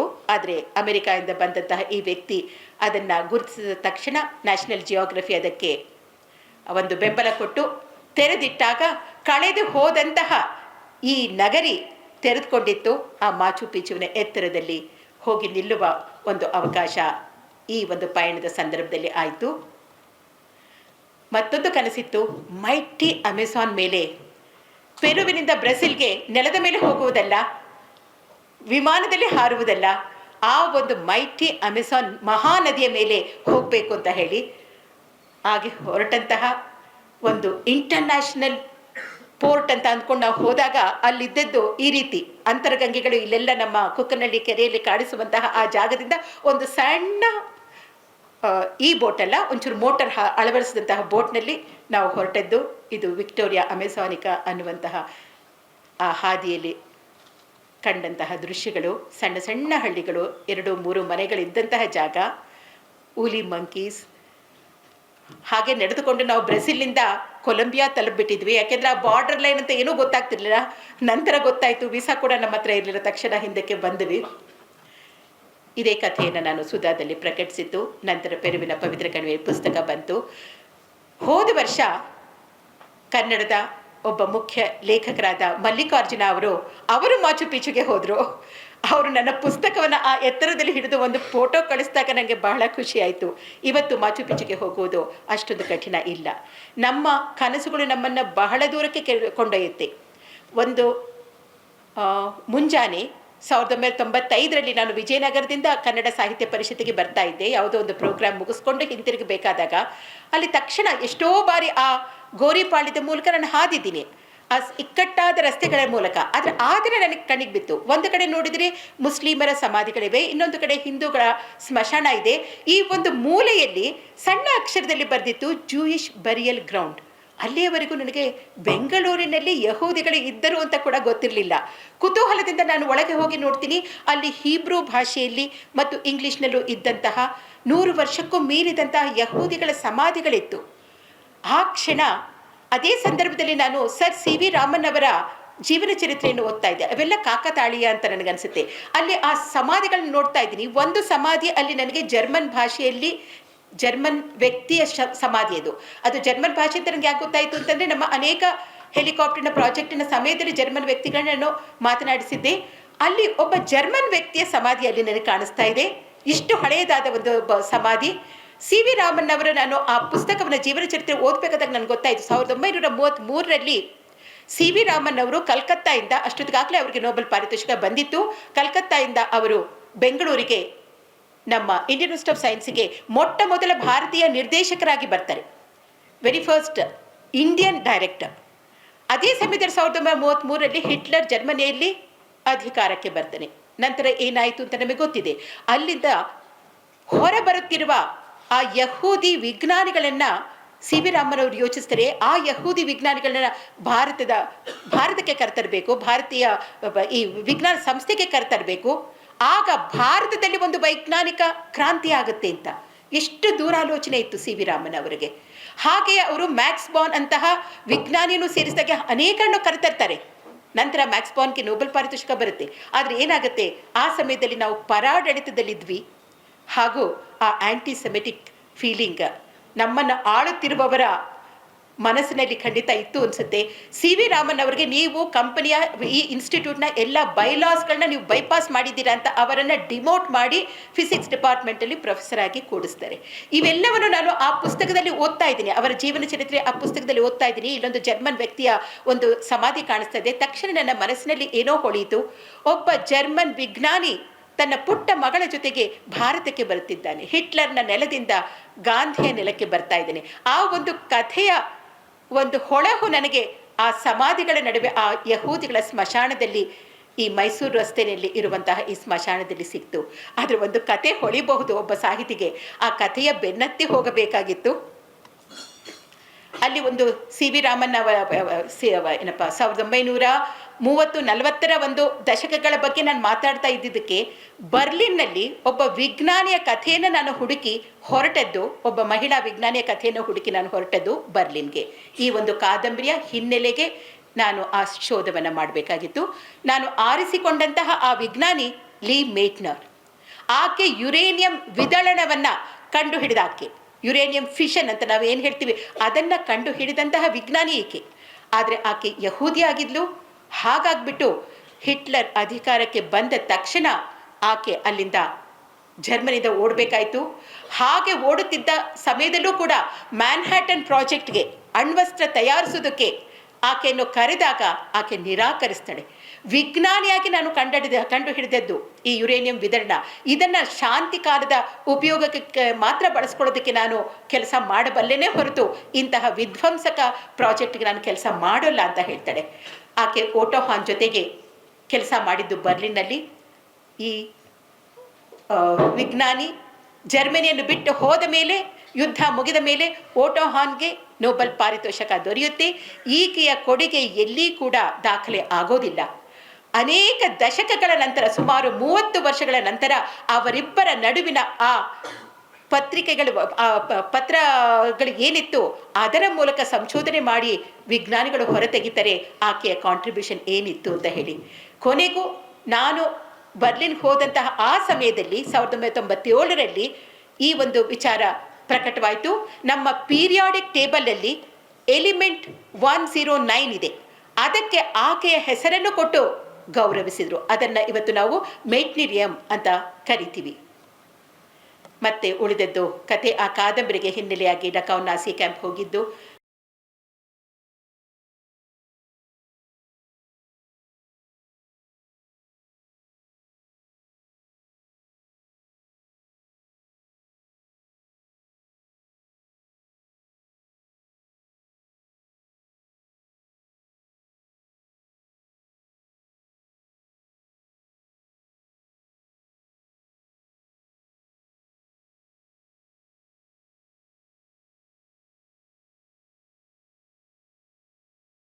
ಅಲ್ಲಿಂದ ಅಮೆರಿಕಕ್ಕೆ ಹೋಗಬೇಕಾಯಿತು. ಯಾಕೆಂದರೆ ಜರ್ಮನಿಯಲ್ಲಿ ನನಗೆ ಯಾವುದೇ ಮಾಹಿತಿ ಆ ಡಕಾವ್ ನಾಸಿ ಕ್ಯಾಂಪಲ್ಲಿ ಏನು ನಡೀತು ಸಿಗಲಿಲ್ಲ. ನನ್ನ ಕಾದಂಬರಿಗೆ ಬೇಕಾದದ್ದು. ಕಟ್ಟ ಕಡೆಗೆ ನಾನು ತಲುಪಿದ್ದು ಇಸ್ರೇಲ್ಗೆ 2002ನೇ ಇಸ್ವಿನಲ್ಲಿ. ನಾನು ಬೆಳಗ್ಗೆ ಹೋಗ್ಬಿಟ್ಟು ಬಂದಿದ್ದೀನಿ ಒಂದು ಬಸ್ಸಲ್ಲಿ, ಅಲ್ಲಿ ಡ್ಯಾನ್ ಬಸ್, ಇಲ್ಲಿ BTS ಬಸ್ ಇರೋ ಹಾಗೆ. ಸಾಯಂಕಾಲ ನಾನು ಹೋಟೆಲ್ ರೂಮ್ನಲ್ಲಿ TV ಹಾಕಿದಾಗ ಅಂತಹ ಒಂದು ಡ್ಯಾನ್ ಬಸ್ಸಲ್ಲಿ ಒಂದು ಬಾಂಬ್ ಎಕ್ಸ್ಪ್ಲೋಡ್ ಆಗಿತ್ತು. ಆತಂಕವಾದಿ ಅಂತ ಹೇಳಬೇಕಾದಾಗ ನಾವು ಅಪಾಸ್ಟ್ರಫಿ ಹಾಕಿ ಇವತ್ತು ಮಾತನಾಡಬೇಕಾಗುತ್ತೆ. ಒಂದು ಸೂಯಿಸೈಡ್ ಬಾಂಬರು ಎಕ್ಸ್ಪ್ಲೋಡ್ ಆದಂತಹ ಒಂದು ಸಂದರ್ಭ ಅದು. ಮರುಕ್ಷಣ ಮುಂದಿನ ಒಂದು ವಾರದಲ್ಲಿ ಪತ್ರಿಕೆಗಳ ಬಿಡಿಸಿ ನೋಡಿದಾಗ ಇಸ್ರೇಲಿನ ಇಡೀ ಆ ಸೇನೆ ಹೋಗಿ ಆ ಪ್ಯಾಲೆಸ್ಟೈನ್ ಜಾಗವನ್ನು ಕುಟ್ಟಿ ಪುಡಿ ಮಾಡಿದ್ದು ಇವತ್ತು ನಾನು ಹೊಸದಾಗಿ ಹೇಳಬೇಕಾಗಿಲ್ಲ, ಇವತ್ತಿಗೂ ಕೂಡ ನಡೀತಾ ಇರೋ ಒಂದು ಕಥನ. ಕೊನೆಗೆ ನಾನು ತಲುಪಿದ್ದು ಜೆರೂಸಲಂನ ಯಾದ್ ವಶೇಮ್ ಅನ್ನುವ ಜಾಗ, ಸ್ಮರಣೆಯ ತಾಣ. ಆ ಮಕ್ಕಳು, ಸಣ್ಣ ಸಣ್ಣ ಮಕ್ಕಳು, ಎಷ್ಟು ಮಕ್ಕಳು ತೀರ್ಕೊಂಡಿದ್ರು ಆ ನಾಸಿ ಕ್ಯಾಂಪ್ಗಳಲ್ಲಿ. ಜರ್ಮನಿಯಲ್ಲಿ ಯಹೂದಿ ವಿರುದ್ಧದ ಒಂದು ಜನಾಂಗೀಯ ದ್ವೇಷದಲ್ಲಿ ಅವರ ಒಂದು ಇತಿಹಾಸವನ್ನು ಅಲ್ಲಿ ಹಾಕಿ ಸ್ಮರಣೆಯ ಒಂದು ಜಾಗ ಇದೆ. ಅದೇ ಒಂದು ಟೈಟಲ್ನ ನನ್ನ ಕಾದಂಬರಿಗೆ ನಾನು ಕೊಟ್ಟಿದ್ದು. ಆದರೆ ನನಗೆ ಯಾವುದು ದುಃಖದ ವಿಷಯ ಆಗ್ತಿತ್ತು ಅಂದರೆ, ಜರ್ಮನಿಯಲ್ಲಿ ಯಹೂದಿಗಳು ಬಲಿಪಶುಗಳಾಗಿದ್ದರು, ದೇ ವರ್ ದ ವಿಕ್ಟಿಮ್ಸ್. ಆದರೆ ಇವತ್ತು ನಾವು ನೋಡ್ತಾ ಇದ್ದೀವಿ, ಅವತ್ತು ಬಲಿಪಶು ಆಗಿದ್ದವರೇ ಇವತ್ತು ಆಕ್ರಮಣವನ್ನು ಮಾಡ್ತಾ ಇರೋದು. ಇದು ನಾನು ಪ್ಯಾಲೆಸ್ಟೈನ್ಗೆ ಹೋದಂತಹ ಸಂದರ್ಭ. ಆ ಪ್ಯಾಲೆಸ್ಟೈನ್ ಒಳಗೆ ನಾವು ಹೋದರೆ ಯಾವುದೋ 18ನೇ ಶತಮಾನಕ್ಕೆ ಹೋದಷ್ಟು ಹಳೆಯದಾದ ತಾಣ. ಯಾಕೆಂದರೆ ಅಲ್ಲಿ ಯಾವುದೇ ಒಂದು ಆಧುನಿಕೀಕರಣ ಸಾಧ್ಯ ಇಲ್ಲ. ಸುತ್ತ ಇಸ್ರೇಲಿನ ಸೇನೆ ಅಲ್ಲಿದೆ. ಅಲ್ಲಿ ನಡುವೆ ಇರುವ ಈ ದೊಡ್ಡದಾದ ಆ ಗೋಡೆ, ಅದರ ಮೇಲೆ ಆರ್ಮ್ಡ್ ರೆಸ್ಪಾನ್ಸ್. ಅಲ್ಲಿ ನಾನು ಓದಿದ್ದು resist, refuse, reject, the wall shell fall. ನಾವೆಲ್ಲ ಕಾಯಬೇಕಾಗಿರೋದು ಆ ನಡುವಿರುವ ಆ ಗೋಡೆಗಳು ಪುಡಿಯಾಗೋದನ್ನು. ಸುಧಾದಲ್ಲಿ ಪ್ರಕಟವಾದ ಕಾದಂಬರಿಯನ್ನೇ ಯಾದ್ ವಶೇಮ್ ಅನ್ನುವ ಮೂಲಕ ತಂದಿದ್ದು. ಅದರಲ್ಲಿ ಆ ಲೀ ಮೇಟ್ನರ್ ಮಹಿಳಾ ವಿಜ್ಞಾನಿಯ ಸಂಪೂರ್ಣ ಕಥೆಯನ್ನು ಒಂದು ಪಾತ್ರವಾಗಿ ನಾನು ಹೆಣೆದಿದ್ದೀನಿ. ಇವೆಲ್ಲ ಬಹಳಷ್ಟು ಮಾಹಿತಿ ನನಗೆ ದೊರೆತದ್ದು ನ್ಯೂಯಾರ್ಕ್ ಲೈಬ್ರರಿನಲ್ಲಿ ಮತ್ತು ಲಂಡನ್ ಲೈಬ್ರರಿನಲ್ಲಿ. ನನಗೆ ಆ ಲೈಬ್ರರಿಗಳಲ್ಲೇ ಗೊತ್ತಾಗಿದ್ದು ಆಟೋಮೆಟಿಕ್ ಪಸ್ಟಲ್ಲಿ ಕಂಡುಹಿಡಿದ್ದು ಒಬ್ಬ ಮಹಿಳೆ ಅಂತ ಹೇಳಿ, ನಾವು ಎನ್ಕ್ರಿಪ್ಷನ್ ಮಿಲಿಟರಿ ಕಮ್ಯುನಿಕೇಷನಲ್ಲಿ ಬಳಸೋದು ಅದನ್ನು ಕಂಡುಹಿಡಿದು ಒಬ್ಬ ಮಹಿಳೆ ಅಂತ, ದ ಫಸ್ಟ್ ಅಮೆರಿಕನ್ ಇನ್ವೆಂಟರ್ ಒಬ್ಬ ಮಹಿಳೆ ಅಂತ ಗೊತ್ತಾಯಿತು. ಇವೆಲ್ಲ ತುಂಬ ಜಾಸ್ತಿ ವಿವರಗಳಾಯಿತು. ಕಡೆಯ 2 ಸ್ಲೈಡು ನಮ್ಮ ಭಾರತದ ಸಂಬಂಧದಲ್ಲಿ. ಸಿ ವಿ ರಾಮನ್ ಅವರನ್ನು ನಾವು ಕೈ ಮುಗಿಯೋದು ಯಾಕೆ ಅಂತ ಹೇಳಿದ್ರೆ, ಎಷ್ಟು ದೂರದರ್ಶಿ ವಿಜ್ಞಾನಿ. ಇವತ್ತಿಗೂ ಕೂಡ ನಮ್ಮ ಭಾರತದಲ್ಲಿಯೇ ಸಂಶೋಧನೆಯನ್ನು ಮಾಡಿ ವಿಜ್ಞಾನದಲ್ಲಿ ನೋಬೆಲ್ ಪಾರಿತೋಷಕ ಪಡೆದಿರುವ ವಿಜ್ಞಾನಿ ಅವರೊಬ್ಬರೇ 1930ರಲ್ಲಿ. ಅಷ್ಟು ದೊಡ್ಡ ವಿಜ್ಞಾನಿ. ಆದರೂ ಕೆಲವೊಮ್ಮೆ ದೊಡ್ಡವರ ಕೆಲವು ಸಣ್ಣ ವಿಷಯಗಳಿರುತ್ತೆ. ಅವರು ಹೆಣ್ಣು ಮಗಳಿಗೆ ಬಾಂಬೆನಲ್ಲಿ ಫಸ್ಟ್ ರ್ಯಾಂಕ್ ಪಡ್ಕೊಂಡಿದ್ದಾಳೆ BScನಲ್ಲಿ. ಆ ಹೆಣ್ಣು ಮಗಳಿಗೆ ವಿಜ್ಞಾನ ಸಂಸ್ಥೆಗೆ ಪ್ರವೇಶ ಕೊಡೋದಕ್ಕೆ ನಿರಾಕರಿಸ್ಬಿಟ್ರು. ಆದರೆ ಆ ಹೆಣ್ಣು ಮಗಳು ನಿರ್ದೇಶಕರ ಕೊಠಡಿಯ ಒಳಗಡೆ ಸತ್ಯಾಗ್ರಹ ಮಾಡಿ ಕೊನೆಗೂ ಪ್ರವೇಶವನ್ನು ಗಿಟ್ಟಿಸಿದ್ರು. ಆದರೆ ಯಾವ ರೀತಿಯ ಹ್ಯುಮಿಲಿಯೇಟಿಂಗ್ ರೆಸ್ಟ್ರಿಕ್ಷನ್ ಆಕೆಗಿತ್ತು, ಇಲ್ಲಿ ಬರೋ ಹಾಗಿಲ್ಲ, ಅಲ್ಲಿಗೆ ಬರೋ ಹಾಗಿಲ್ಲ, ಸಾಕಾಗೋಯ್ತು. ಇಲ್ಲಿ ಡಿಗ್ರಿ ಮುಗಿಸಿದ ತಕ್ಷಣ ಆಕೆ ಹೋಗಿದ್ದು ಕೇಂಬ್ರಿಡ್ಜ್ ಯೂನಿವರ್ಸಿಟಿಗೆ. ಅಲ್ಲಿ ಹೋಗಿ ಆಕೆ PhD ಪದವಿಯನ್ನು ಪಡೆದಳು. ಕಮಲಾ ಭಾಗವತ್ ಅಂತ ವಿವಾಹಕ್ಕೆ ಮೊದಲಿನ ಆಕೆಯ ಹೆಸರು. ಆಮೇಲೆ ಕಮಲಾ ಸೋಹಾನಿ ಅಂತ ಬಹಳಷ್ಟು ಪ್ರಸಿದ್ಧವಾಗಿದ್ದಾರೆ. ಆ ಲೆಗೆಸಿ ಹೇಗಿದೆ ಅಂದರೆ, ಆ ಲಿಂಗ ತಾರತಮ್ಯದ ಲೆಗೆಸಿ ಹೇಗಿದೆ ಅಂದರೆ, 1975ರ ಒಂದು ಆರ್ಕೈವ್ ಪಿಕ್ಚರ್ನ ನೋಡ್ತಾ ಇದ್ದೆ. ಅಲ್ಲಿ ಸುಮಾರು 78 ಜನ ಇದ್ದಾರೆ. ಇದು ಭೌತಶಾಸ್ತ್ರದ ವಿಭಾಗದ್ದು. ಆ 78 ಜನರಲ್ಲಿ 3 ಜನ ಹೆಣ್ಮಕ್ಳನ್ನ ಕಾಣಿಸ್ತಾ ಇರೋದು. ಈಗ ಹೇಳಿ, ಗೂಗಲೆಲ್ಲ ಇದ್ದಿರ್ಬೋದು, ಆದ್ರೂ ನಮಗೆ ಯಾಕೆ ನಮ್ಮ ವಿಜ್ಞಾನಿಗಳ ಬಗ್ಗೆ ಅರಿವಿಲ್ಲ ಅಂತ ಹೇಳಿಬಿಟ್ಟು. ಈ ಮಹಿಳಾ ವಿಜ್ಞಾನಿ ಯಾರು ಅಂತ ಯಾರಾದರೂ ಹೆಸರು ಹೇಳೋಕ್ಕಾಗತ್ತಾ? ಇತ್ತೀಚೆಗೆ ಕರ್ನಾಟಕ ಸರ್ಕಾರ ಆಕೆಯನ್ನು ಗೌರವಿಸಿತು. 68 ವರ್ಷಗಳ ಕಾಲದ ಒಂದು ರಾಜ್ಯೋತ್ಸವ ಪ್ರಶಸ್ತಿಯ ಇತಿಹಾಸದಲ್ಲಿ ಮೊಟ್ಟ ಮೊದಲ ಬಾರಿಗೆ ಒಬ್ಬ ಮಹಿಳಾ ವಿಜ್ಞಾನಿಗೆ ಆ ಗೌರವ ಸಲ್ಲಿದ್ದು ಪ್ರೊಫೆಸರ್ HS ಸಾವಿತ್ರಿ. ಇವರು ಭಾರತೀಯ ವಿಜ್ಞಾನ ಸಂಸ್ಥೆ ಇಂಡಿಯನ್ ಇನ್ಸ್ಟಿಟ್ಯೂಟ್ ಆಫ್ ಸೈನ್ಸ್ನಲ್ಲಿ ಬಯೋಕೆಮಿಸ್ಟ್ರಿ ಡಿಪಾರ್ಟ್ಮೆಂಟ್ಗೆ 101 ವರ್ಷದ ಇತಿಹಾಸ ಇದೆ. ಆ 101 ವರ್ಷದ ಇತಿಹಾಸದಲ್ಲಿ ಮೊಟ್ಟ ಮೊದಲ ಚೇರ್ಪರ್ಸನ್ ಆಗಿದ್ದು ಆ ವಿಭಾಗಕ್ಕೆ HS ಸಾವಿತ್ರಿ ಅವರು. ಇವತ್ತಿಗೂ ಕೂಡ 100 ವರ್ಷಕ್ಕೆ ಮೀರಿದಂತಹ ಇತಿಹಾಸದ ಆ ಒಂದು ವಿಭಾಗದಲ್ಲಿ 4 ಜನ ಕೂಡ ಹೆಣ್ಮಕ್ಳು ಫ್ಯಾಕಲ್ಟಿ 4 ಜನ ಹೆಣ್ಮಕ್ಳು ಫ್ಯಾಕಲ್ಟಿ ಆಗಿರೋದು ಅಂತ ಅವ್ರು ನನಗೆ ತಿಳಿಸಿದರು.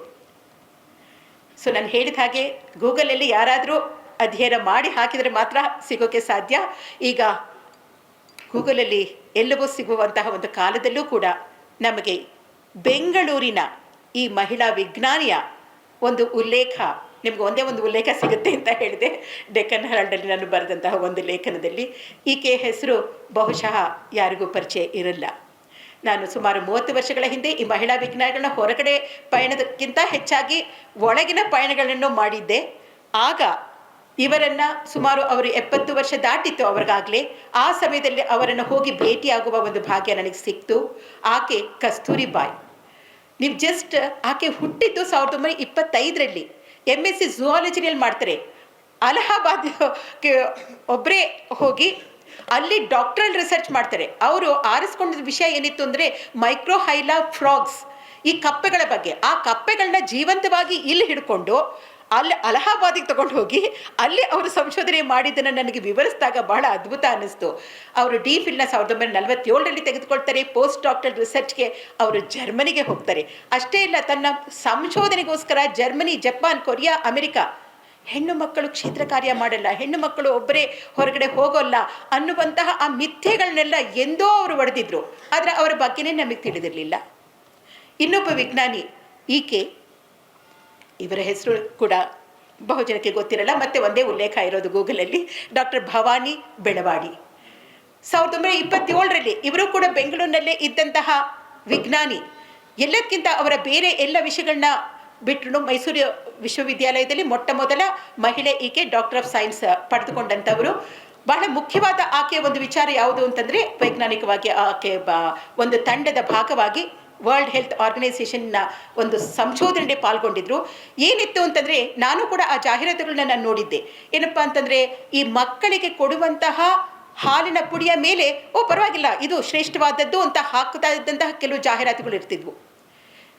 ಈಕೆ ಮತ್ತು ಆ ವರ್ಲ್ಡ್ ಹೆಲ್ತ್ ಆರ್ಗನೈಸೇಷನ್ ಆ ಸಂಶೋಧನಾ ತಂಡ ತಾಯಿ ಹಾಲು ಮಗುವಿಗೆ ಅತ್ಯಂತ ಶ್ರೇಷ್ಠವಾದದ್ದು, ತಾಯಿ ಹಾಲನ್ನು ಬಿಟ್ಟರೆ ಅದಕ್ಕಿಂತ ಶ್ರೇಷ್ಠವಾದದ್ದು ಯಾವುದೂ ಇಲ್ಲ, ಎದೆ ಹಾಲು ಬಹಳ ಮುಖ್ಯ ಅನ್ನುವುದು ನೀವು ಬೇರೆ ಮಕ್ಕಳ ಹಾಲಿನ ಪುಡಿಯನ್ನು ಜಾಹೀರಾತು ಮಾಡುವಂತಿಲ್ಲ, ಇದನ್ನು ಹಾಕದೆ ಅಂತ ಹೇಳಿ ಒಂದು ಕಾನೂನು ಬಂದಿರೋದು, ಇವತ್ತಿಗೂ ಕೂಡ ಮುಂದುವರೆದಿರೋದು ಈಕೆಯಂತಹ ವಿಜ್ಞಾನಿಗಳ ಒಂದು ಸಂಶೋಧನೆಯಿಂದ. So like I said, there is no field untouched by women. ವಿಜ್ಞಾನ ಇರ್ಬೋದು, ತಂತ್ರಜ್ಞಾನ ಇರ್ಬೋದು, ವೈದ್ಯಕೀಯ ಇರ್ಬೋದು, ಇಂಜಿನಿಯರಿಂಗ್ ಇರ್ಬೋದು, ವೈಮಾನಿಕ ಇರ್ಬೋದು, ಎಲ್ಲ ರಂಗದಲ್ಲೂ ಮಹಿಳೆಯರ ಒಂದು ಇತಿಹಾಸ ಇದೆ.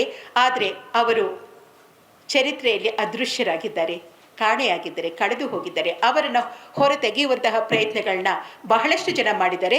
ಅವರಲ್ಲಿ ನಾನು ಕೂಡ ಒಂದು ಸಣ್ಣ ಪ್ರಯತ್ನ ಮಾಡಿದ್ದು. ಇವತ್ತು ಬಹಳಷ್ಟು ಬಾಗಿಲುಗಳು ತೆರೆದುಕೊಂಡಿವೆ. ನಾವು 19ನೇ ಶತಮಾನದ ಪೂರ್ವಾರ್ಧದವರೆಗೆ ಭಾರತದಲ್ಲಿ ಹೆಣ್ಣು ಮಕ್ಕಳಿಗೆ ವೈದ್ಯಕೀಯ ರಂಗಕ್ಕೆ ಪ್ರವೇಶ ಇರಲಿಲ್ಲ. 1940ರವರೆಗೆ ಇಂಜಿನಿಯರಿಂಗ್ ರಂಗಕ್ಕೆ ಪ್ರವೇಶ ಇರಲಿಲ್ಲ. 1992ರವರೆಗೆ ಸೇನೆಗೆ ಪ್ರವೇಶ ಇರಲಿಲ್ಲ. ಆದರೆ ಇವತ್ತು ಎಲ್ಲ ಬಾಗಿಲುಗಳು, ಬಹಳಷ್ಟು ಬಾಗಿಲುಗಳು ನಮ್ಮೆದುರು ತೆರೆದುಕೊಂಡಿವೆ. ಆ ಬಾಗಿಲುಗಳನ್ನ ಬಹಳ ಮುಖ್ಯವಾಗಿ ನೀವೆಲ್ಲರೂ ಬಳಸ್ಕೋಬೇಕು ಅಂತ ನಾನು ಬಯಸ್ತೀನಿ. ಲಿಂಗ ತಾರತಮ್ಯವಿಲ್ಲದ ಒಂದು ಸಮಾಜವನ್ನು ನೀವೆಲ್ಲರೂ ಜೊತೆಯಾಗಿ ನಾವು ಸೃಷ್ಟಿಸಬೇಕು ಅಂತ ಬಯಸ್ತೀನಿ. ನಾನು ಓದ್ತಾ ಇದ್ದ ಸಮಯದಲ್ಲಿ ನಾನು ಕನ್ನಡ ಸಂಘ ಅಂದರೆ ನಾನು ಒಬ್ಬಳೇ ಅಲ್ಲಿ ಕೂತಿರ್ತಿದ್ದೆ.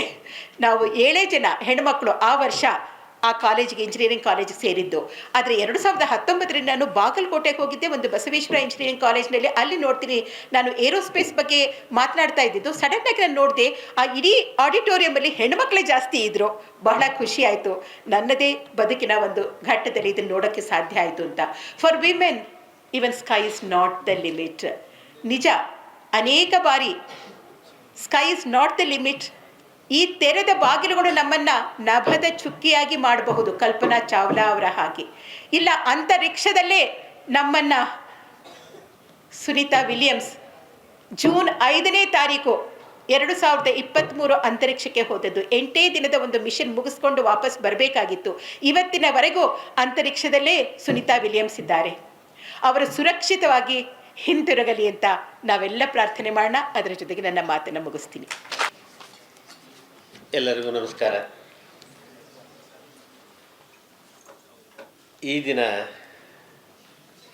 ಮಿಥಿಕ್ಸ್ ಸೊಸೈಟಿ ನೃಪತುಂಗ ರಸ್ತೆ, ಬೆಂಗಳೂರು, ಇವರು ರಾವ್ ಬಹದ್ದೂರ್ ಧರ್ಮ ಪ್ರವರ್ತ ಗುಬ್ಬಿ ತೋಡದಪ್ಪನವರ ಸ್ಮಾರಕ ದತ್ತಿ ಉಪನ್ಯಾಸವನ್ನು ಭಾಳ ಅದ್ಭುತವಾದ ಒಂದು ಸಬ್ಜೆಕ್ಟಿನೊಂದಿಗೆ ಬಹಳ ವಿಶೇಷವಾದ ಒಂದು ಅಪ್ರಾಪ್ರಿಯೇಟ್ ಪರ್ಸನ್ ಅಂತ ನಾನು ಹೇಳ್ಬೋದು. ಅವರು ಆಗಿನ ಕಾಲದಲ್ಲಿ ಇಂಜಿನಿಯರ್ ಓದಿದರು. ಇಂಜಿನಿಯರ್ ಪದವಿ ಓದಿ ಅವ್ರನ್ನ ಕೆಲಸ ಮಾಡ್ಕೊಂಡು ಮನೇಲಿ ಸಂಸಾರ ಮಾಡ್ಕೊಂಡಿದ್ದು ಇರ್ಬೋದಾಗಿತ್ತು. ಆದರೆ ಭಾಳ ಅದ್ಭುತವಾಗಿ ತಾವು ಒಂದೊಂದು ಅವರ ಜೀವನದಲ್ಲಿ ಒಂದೊಂದು ನಿಮಿಷನೂ ಅವರು ಸಹ ಅನ್ಯವಾಗಿ ವ್ಯವಸಾಯ ಇಲ್ಲ ಅಂತ ಕಂಡು, she is not wasted any moment of ಅವರ್ ಲೈಫ್ ಕಾಣುತ್ತೆ. ಇಂಥ ಒಂದು ಸಭೆಗೆ ಈ ದಿನ ನಮ್ಮ ಮಕ್ಕಳೆಲ್ಲ ಬಂದಿದ್ದಾರೆ. ಹಾಗೆ ಈ ಮಿಥಿಕ್ ಸೊಸೈಟಿಯಲ್ಲಿ ಪ್ರೊಫೆಸರ್ ಕೊಟ್ರೇಶ್ ಅವರು ಸ್ವಾಗತ ಭಾಷಣ ಮಾಡಿ ಭಾಳ ವಿಚಾರಗಳನ್ನು ತಿಳಿಸಿದ್ದಾರೆ. ಹಾಗೆ ಇಲ್ಲಿ ಡಾಕ್ಟರ್ ಎಂ ಜಿ ನಾಗರಾಜ್ ಅವರು, ಶ್ರೀ ಪ್ರಸನ್ನ ಕುಮಾರ್ ಸಹ ಬಂದಿದ್ದಾರೆ. ಮಿಥಿಕ್ ಸೊಸೈಟಿಯ ಜಯಸಿಂಹ, ಸುದರ್ಶನ್ ಜಿ, ಹಾಗೂ ನಮ್ಮ ರಾವ್ ಬಹದ್ದೂರ್ ಧರ್ಮ ಪ್ರವರ್ತ ಗುಬ್ಬಿ ತೋಡೋತ್ನವರ ಟ್ರಸ್ಟಿಗಳಾದ ಶ್ರೀ ಬಸವನಗೌಡರು ಬಂದಿದ್ದಾರೆ.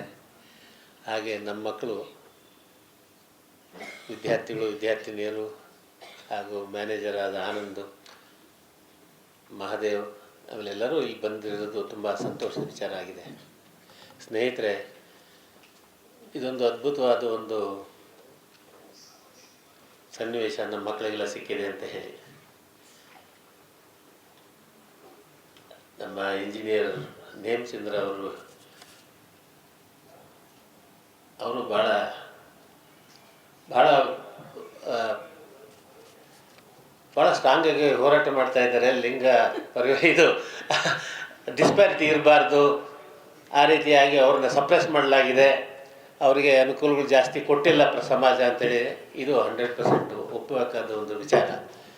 ಈಗ ನೋಡಿ, ನಮ್ಮ ಇಂಡಿಯಾ ದೇಶ is A very Young country. ಇದು 1947ರಲ್ಲಿ ಸ್ವಾತಂತ್ರ್ಯ ಬಂತು. ಅದಕ್ಕಿಂತ ಅರ್ಲಿಯರ್ ದ್ಯಾನ್ 1947 ನಮಗೆ ಯಾರಿಗೆ ಏನು ಆಪರ್ಚುನಿಟಿ ಇತ್ತು?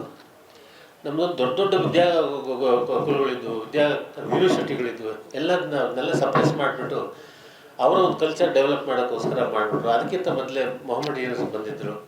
ಅವರು ಅಷ್ಟೇ ಈ ಹಿಂದೂಯಿಸಮ್ ಆಗಲಿ, ಇಂಡಿಯನ್ಸ್ ಆಗಲಿ, ಈ ಟ್ರೆಡಿಷನ್ ಆಗಲಿ ಇರಬಾರ್ದು ಅಂತೇಳಿ ಎಲ್ಲ ಮಾಡಿಬಿಟ್ರು. ಹಾಗೆ ಇದು ಸಾವಿರಾರು ವರ್ಷ ನಮ್ಮ ಇಂಡಿಯಾದ ದುರ್ದರ್ಶನ ಕಾಣುತ್ತೆ. ಹಾಗಾಗಿ ನಮಗೆ ಪುರುಷರಿಗೆ ಆಪರ್ಚುನಿಟಿ ಜಾಸ್ತಿ ಇರಲಿಲ್ಲ. ಹಾಗಾಗಿ ಹೆಣ್ಮಕ್ಳಿಗೆ ಆಪರ್ಚುನಿಟಿ ಅಂತೂ ಅದು ಕನಸು ಅನ್ನೋಂಗಾಗಿತ್ತು. ಆದರೆ 1947ರಿಂದ ಬಹಳ ಪರಿವರ್ತನೆಗಳಾಗಿದ್ದಾವೆ. ಪರಿವರ್ತನೆಗಳಾದರೂ ಯಾವುದೇ ಪರಿವರ್ತನೆ ಆಗಬೇಕು ಅಂದರೆ ಅದು ಸುಲಭ ಅಲ್ಲ. ಈಗ ನಮ್ಮ ಇಂಜಿನಿಯರ್ ಚಂದ್ರ ಹೇಳಿದ ಹಾಗೆ ಒಂದು ನೌಕೆ ಒಳಗಡೆ ಪರ್ಮಿಷನ್ ಇಲ್ಲ ಅಂತಂದರೆ ಅವ್ರು ಹೇಗೆ ಕೆಲಸ ಮಾಡೋಕ್ಕೆ ಸಾಧ್ಯ? ಅವ್ರು ಹೇಗೆ ಟ್ರೈನಿಂಗ್ ತಗೊಳಕ್ಕೆ ಸಾಧ್ಯ? ಅದು ಹೇಗೆ ಅವ್ರು ಇಂಪ್ರೂವ್ ಮಾಡೋಕ್ಕೆ ಸಾಧ್ಯ? ಅದು ಭಾಳ ಒಂದು ಕಾರಣಗಳು ಹಾಗಾಗಿದೆ. ಆದರೆ ಈಗೆಲ್ಲ ಆಪರ್ಚುನಿಟಿ ಬಂದಿದೆ. ಒಂದು ಕಾಲ ಇತ್ತು, ಇರಿಗೇಷನ್ ಇರಲಿಲ್ಲ, ಕಮ್ಯುನಿಕೇಷನ್ ಇರಲಿಲ್ಲ, ಟ್ರಾನ್ಸ್ಪೋರ್ಟೇಷನ್ ಇರಲಿಲ್ಲ, ಎಜುಕೇಷನ್ನೇ ಇರಲಿಲ್ಲ ನಮಗೆ. ಹಾಗಾಗಿ ಭಾಳ ಆಪರ್ಚುನಿಟಿಗಳು ನಮ್ಮ ಇಂಡಿಯಾಕ್ಕೆ ದೊರಕಿರಲಿಲ್ಲ. ದೊರಕಿದ ತಕ್ಷಣ ಸಾಮಾನ್ಯವಾಗಿ ಮೇಲ್ ಡಾಮಿನೇಟೆಡ್ ಸೊಸೈಟಿ ಆಗಿ ಮುಂದುವರಿತಾ ಬಂತು. ಈಗ ನಿಜವಾಗೂ ಒಳ್ಳೊಳ್ಳೆ ಆಪರ್ಚುನಿಟಿಗಳು ಸಿಗ್ತಾ ಇದ್ದಾವೆ. ಆದ್ದರಿಂದ ಇದು ರೆವಲ್ಯೂಷನ್ ನಡೀತಾ ಇದೆ. ಆ ರೆವಲ್ಯೂಷನ್ನು ಸ್ವಲ್ಪ ಇವಾಗ ಅದರ ವೇಗವನ್ನು ಜಾಸ್ತಿ ಮಾಡ್ಕೊಳ್ತಾ ಇದೆ ಅಂತೇಳಿ ನಾನು ನಂಬ್ತೀನಿ. ಹಾಗೆ ಇಂಥ ಶ್ರೀಮತಿ ನೂರಾರು ನೇಮಿಸಿದ್ರು ನಮಗೆ ಬೇಕು. ನೂರಾರು ಸಾವಿರಾರು ಲಕ್ಷಾಂತರ ಜನ ಬಂದಾಗ ಆಗ್ತಾಯಿದೆ. ಇವಾಗ ಜಾತಿನೂ ಹೋಗ್ತಾ ಇದೆ. ಜಾತಿ ಹಾಗೆ ಈ ತಾರತಮ್ಯ ಭಾಳ ಕಡಿಮೆ ಆಗ್ತಾಯಿದೆ. ಅದು ಒಂದು. ಹಾಗಾಗಿ ನಮಗೆ ಬಾಯ್ಸ್ಗಿಂತ ಇವತ್ತು 100 ಜನ ನಾನು ನಮ್ಮ ಹುಡುಗಿಯರು ಸ್ಟೂಡೆಂಟ್ಸ್ ಬರಬೇಕು ಅಂತ ನಾನು ಪರ್ಟಿಕ್ಯುಲರ್ ನಮ್ಮ ವಾರ್ಡನಿಗೆ ಹೇಳಿ ಕರ್ಕೊಂಬಂದೆ. ನಮ್ಮ ನೇಮಿಚಂದ್ರ ಅವರ ಆಶಯಗಳು ಅವರಿಂದ ಕಲಿಬೇಕು, ಅವರು ಮುಂದುವರಿತಾರೆ, ಅವ್ರಿಗೆ ಒಂದು ದಾರಿದೀಪ ಆಗುತ್ತೆ ಅಂತ ಹೇಳಿ ನಾನು ಕರ್ಕೊಂಬಂದಕ್ಕೂ ನನಗೆ ಸಾರ್ಥಕ ಆಯಿತು ಅಂತ ಅನಿಸುತ್ತೆ. ನನಗೆ ತುಂಬ ಅದ್ಭುತವಾಗಿ ಮಾತಾಡಿದ್ರು. ನಮ್ಮ ಹೆಣ್ಮಕ್ಳೆಲ್ಲ ನಾವು ಕಲಿಯೋದು ತುಂಬ ಇದೆ ನೇಮಿಚಂದ್ರ ಅವರಿಂದ. ತುಂಬ ಒಳ್ಳೊಳ್ಳೆ ವಿಚಾರಗಳು ಕೊಟ್ಟಿದ್ದಾರೆ.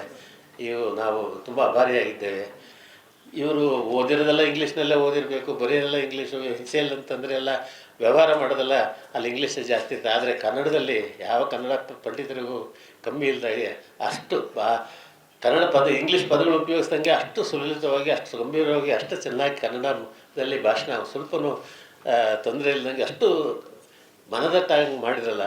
ತುಂಬ ಸಂತೋಷ ಆಯಿತು. ಮಿಥಿಕ್ ಸೊಸೈಟಿಗೂ ನಾನು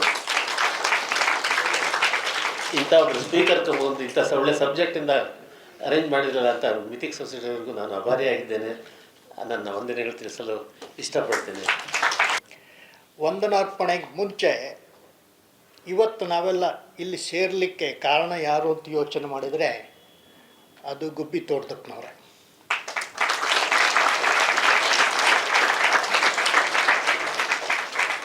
ಒಂದು ಮಾತು ಹೇಳ್ತಾರೆ, ವ್ಯಾಪಾರಂ ದ್ರೋಹ ಚಿಂತನಂ ಅಂಥೇಳಿ. ಇದು ಸಹಜ, ಎಲ್ಲ ಕಡೆ ನಾವು ಕೇಳಿರುವಂಥದ್ದು. ಆದರೆ ಆ ರೀತಿ ಯೋಚನೆ ಮಾಡದೆ ಕೆರೆಯ ನೀರನ್ನು ಕೆರೆಗೆ ಚೆಲ್ಲಿ ಅನ್ನೋ ವಾಕ್ಯನ ನಮ್ಮ ಜೀವನದ ಉದ್ದೇಶ ಆಗಿಟ್ಕೊಂಡು ವ್ಯಾಪಾರ ಮಾಡಿದಂಥವರು ಗುಬ್ಬಿ ತೋಟದಪ್ಪನವರು. ಹಾಗಾಗಿ ಸಮಾಜದಿಂದ ಏನು ಸಂಪಾದನೆ ಮಾಡಿದ್ರು ಅವರು ಅದನ್ನು ಮತ್ತೆ ಸಮಾಜಕ್ಕೆ ಅರ್ಪಣೆ ಮಾಡುವಂಥ ಕೆಲಸ ಮಾಡಿದಂಥ ಕೀರ್ತಿ ಅವರಿಗೆ ಸಲ್ಲತ್ತೆ. ಮತ್ತು ಎರಡನೇದಾಗಿ ಅನೇಕರಿಗೆ ಯೋಚನೆ ಆಗುತ್ತೆ, ಮಕ್ಕಳಿಲ್ಲ ಅಂದರೆ ನನ್ನ ವಂಶ ಇಲ್ಲಿಗೆ ಮುಗಿದೋಯ್ತಲ್ಲಪ್ಪ ಅಂಥೇಳಿ. ಆದರೆ ಗುಬ್ಬಿ ತೋಟದಪ್ಪನವರು ಹೆಸರು ಅವ್ರ ಮಕ್ಕಳಿಲ್ದೇರು ಚಿರಸ್ಥಾಯಿಯಾಗಿ ಉಳಿದಿದೆ. ಅದಕ್ಕೆ ಕಾರಣ ಅವ್ರು ಮಾಡಿದಂಥ ಒಳ್ಳೆ ಕೆಲಸ ಮತ್ತು ಅವರ ಹೆಸರನ್ನು ಮುಂದಕ್ಕೂ ತೊಗೊಂಡೋಗ್ತಿರ್ತಕ್ಕಂಥ ನಿಮ್ಮಂಥ ವಿದ್ಯಾರ್ಥಿಗಳು.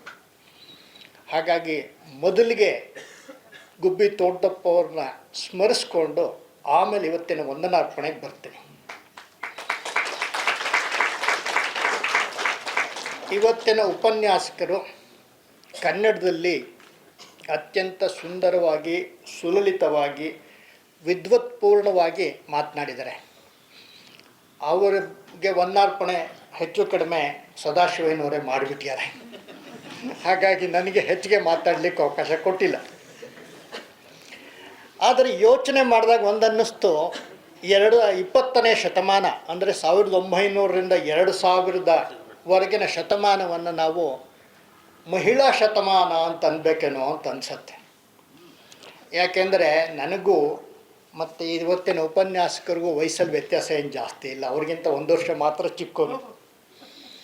ಹಾಗಾಗಿ ಕಳೆದ 50 ವರ್ಷಗಳಲ್ಲಿ ಏನು ವ್ಯತ್ಯಾಸ ಆಗಿದೆ ಅದನ್ನು ನಾವು ಗಮನಿಸ್ತಾ ಹೋದರೆ, ನಾವು ಸ್ಕೂಲ್ಗೆ ಹೋದರೆ ಎಲ್ಲ ಮೇಷ್ಟ್ರು ಪುರುಷರೇ ಇರ್ತಿದ್ರು, ಬ್ಯಾಂಕ್ಗೆ ಹೋದರೆ ಎಲ್ಲ ಬ್ಯಾಂಕಲ್ಲಿ ಪುರುಷರೇ ಇರ್ತಿದ್ರು, ಇನ್ನು ಫ್ಯಾಕ್ಟ್ರಿಗಳು ಅಂದರೆ ಹೆಚ್ಚು ಕಮ್ಮಿ ಎಲ್ಲ ಪುರುಷರೇ. ಹಾಗಾಗಿ ಪುರುಷ ಪ್ರಧಾನ ವ್ಯವಸ್ಥೆ ಅಂತ ಅವ್ರೇನು ಹೇಳಿದರು ಅದು 50 ವರ್ಷಕ್ಕೆ ಮುಂಚೆ ನಿಜ ಅಂತ ಒಪ್ಕೋಬಹುದು. ಆದರೆ ಇವತ್ತಾಗಿಲ್ಲ. ಇವತ್ತು ಈ ಸಮಾರಂಭದಲ್ಲೇ ಅರ್ಧಕ್ಕರ್ಧ ಹೆಣ್ಮಕ್ಳೇ ಇದ್ದಾರೆ. ಅದಾದ ನಂತರ ನಾನು ಅನೇಕ ಶಾಲೆಗಳಿಗೆ ಕಾಲೇಜುಗಳಿಗೆ ಹೋಗ್ತಿದ್ದೀನಿ. ಹೋದಾಗ ನೋಡಿದರೆ ಪುರುಷರಿಗಿಂತ ಮಹಿಳೆಯರೇ ಹೆಚ್ಚು ಉಪನ್ಯಾಸಕರಿರ್ತಾರೆ, ಪ್ರೊಫೆಸರ್ಗಳಿರ್ತಾರೆ. ಇವತ್ತಿನ ದಿನ ವೈಸ್ ಚಾನ್ಸಲರ್ಸ್ ಕೂಡ ಅನೇಕ ಮಹಿಳಾ ವೈಸ್ ಚಾನ್ಸಲರ್ಸ್ನ ನಾವು ನೋಡಬಹುದು. ಮತ್ತು ಇನ್ನು ಪ್ರೈಮರಿ ಮಿಡ್ಲ್ ಸ್ಕೂಲ್ಗಂತ ಹೋದರೆ ಅಲ್ಲಿ ಹುಡುಗರ ಮೇಷ್ಟ್ರು ಪುರುಷ ಉಪಾಧ್ಯಾಯರನ್ನ ಹುಡುಕಬೇಕಾಗತ್ತೆ ನಾವು ಬೂತ್ ಕಾಜಿ ಇಟ್ಕೊಂಡು, ಎಲ್ಲೂ ಇರಲ್ಲ. ಇನ್ನು ಸಾಫ್ಟ್ವೇರ್ ಕಂಪನಿಗಳಿಗೆ ಹೋದರೆ ಏನು ಈಗಿನ ತುಂಬ ಆಕರ್ಷಕವಾದ ಉದ್ಯೋಗ, ಅಲ್ಲೂ ಕೂಡ ಮಹಿಳೆಯರೇ ಜಾಸ್ತಿ ಇದ್ದಾರೆ. ಮತ್ತು ಚಂದ್ರಯಾನದ ಆ ಅಂತಿಮ ಕ್ಷಣವನ್ನು ನಾವು ತುಂಬ ಕುತೂಹಲದಿಂದ ಆಸಕ್ತಿಯಿಂದ ನೋಡ್ತಾ ಇದ್ವಿ. ಅದು ಯಶಸ್ವಿ ಆದಾಗ ಅಲ್ಲಿ ಅಭಿನಂದನೆಗೆ ಒಳಪಟ್ಟಂಥವರು ಅತ್ಯಂತ ಹೆಚ್ಚಿನವರು ಹೆಣ್ಣುಮಕ್ಕಳೇ. ಅಂದರೆ ಏನು ಇಸ್ರೋನ ಪ್ರಾಜೆಕ್ಟ್ ಡೈರೆಕ್ಟರ್ಸ್ ಇದ್ದಾರೆ, ಅಲ್ಲಿ ಅನೇಕರು ಹೆಣ್ಮಕ್ಳಿದ್ದಾರೆ.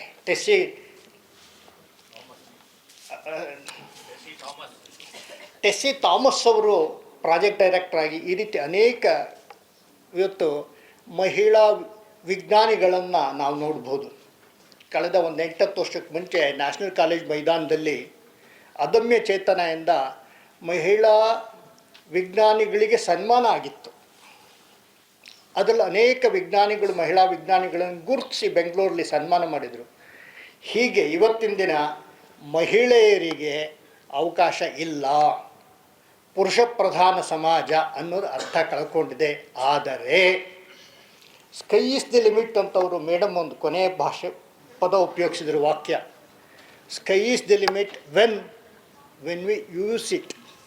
ನಾವು ಅದನ್ನು ಉಪಯೋಗ ಮಾಡಿಕೊಂಡಾಗ ಮಾತ್ರ. ಸ್ಕೈ ಈಸ್ ದ ಲಿಮಿಟ್ ಅಂತ ಹೇಳಿ ನಾವೇನಾದ್ರು ನಮ್ಮ ಮೊಬೈಲ್ ವಾಟ್ಸಪ್ ಮೆಸೇಜ್ಗಳಿಗೆ ಬರ್ತಕ್ಕಂಥ ರೀಲ್ಸ್ಗಳಿಗೆ ನಮ್ಮನ್ನು ಲಿಮಿಟ್ ಮಾಡಿಕೊಂಡ್ರೆ ನಾವು ರೀಲ್ಸ್ ನೋಡಿಕೊಂಡೇ ಜೀವನ ಪೂರ್ತಿ ಕಳಿಬೇಕಾಗ್ತದೆ. ಅದಕ್ಕೋಸ್ಕರ ಸ್ಕೈ ಈಸ್ ದ ಲಿಮಿಟ್ ಅನ್ನೋ ಪದ ವಾಕ್ಯ ಯಾರು ಸಾಧನೆ ಮಾಡ್ತಾನೆ, ಮೇಡಮ್ ಥರ ಸಾಧನೆ ಮಾಡಿದರು, ಅವರು ಅನೇಕ ಸಾಧಕರ ವಿಚಾರವನ್ನು ಇವತ್ತು ನಮ್ಮ ಮುಂದಿಟ್ಟರು. ಆ ಥರ ಸಾಧಕನಾಗಬೇಕು ಅಂತ ನಾವು ಯೋಚನೆ ಮಾಡಿದರೆ ಅದು ಸುಮ್ಮನೆ ಬರುವಂಥದ್ದಲ್ಲ, ಅದಕ್ಕೆ ಹೋರಾಟ ಅನಿವಾರ್ಯ. ಅಂದರೆ ನಾವು ಕಷ್ಟಪಟ್ಟು ಕೆಲಸ ಮಾಡಬೇಕಾದ ಅನಿವಾರ್ಯ. ಕಷ್ಟಪಟ್ಟು ಕೆಲಸ ಮಾಡಿದರೆ ಸ್ಕೈ ಈಸ್ ದ ಲಿಮಿಟ್. ಕಷ್ಟಪಟ್ಟು ಕೆಲಸ ಮಾಡದಿದ್ದರೆ ನಾವು ಏನು ಭೂಮಿ ಮೇಲೆ ಇದ್ದೀವಿ, that it self is our limit. ಇದನ್ನು ನಾವು ಅರ್ಥ ಮಾಡ್ಕೋಬೇಕಾಗ್ತದೆ. ಮತ್ತು ಅನೇಕ ವಿಜ್ಞಾನಿಗಳ ಬಗ್ಗೆ ಅವರು ಈಗಾಗಲೇ ಹೇಳಿದ್ದಾರೆ, ಅವ್ರ ಬಗ್ಗೆ ಪುನರುಕ್ತಿ ಮಾಡುವಂಥ ಅವಶ್ಯಕತೆ ಇಲ್ಲ ಅಂತ ಭಾವಿಸ್ತೇನೆ. ಇವತ್ತಿನ ಈ ಉಪನ್ಯಾಸದಲ್ಲಿ ಅತ್ಯಂತ ಹೆಚ್ಚಿನ ವಿಷಯಗಳನ್ನು ಮುಂದಿಟ್ಟು, ಬರೀ ವಿಷಯ ಮುಂದಿಡೋದಷ್ಟೇ ಅಲ್ಲ, ವಿಷಯ ಮುಂದಿಡೋದು ಅವರಾಗಲೇ ಹೇಳಿದ ಗೂಗಲ್ ನೋಡಿದ್ರು ನಾವು ಕಲ್ತ್ಕೋಬೋದು. ಆದರೆ ಯಾವ ದೃಷ್ಟಿಕೋನದಲ್ಲಿ ನಾವು ಯೋಚನೆ ಮಾಡಬೇಕು ಅನ್ನೋ ದೃಷ್ಟಿಕೋನ ಕೂಡ ನಮಗೆ ಅತ್ಯಂತ ಸಮಂಜಸವಾಗಿ ಇವತ್ತಿನ ದಿನ ಶ್ರೀಮತಿ ನೇಮಿಚಂದ್ರ ಅವರು ತಿಳಿಸ್ಕೊಟ್ಟಾರೆ. ಅವರಿಗೆ ತಮ್ಮೆಲ್ಲರ ಪರವಾಗಿ ಮತ್ತು ಮಿಥಿಕ್ ಸೊಸೈಟಿ ಆಡಳಿತ ಮಂಡಳಿ ಪರವಾಗಿ ನಾನು ಅನಂತ ಧನ್ಯವಾದಗಳನ್ನು ಸಮರ್ಪಿಸ್ತೇನೆ.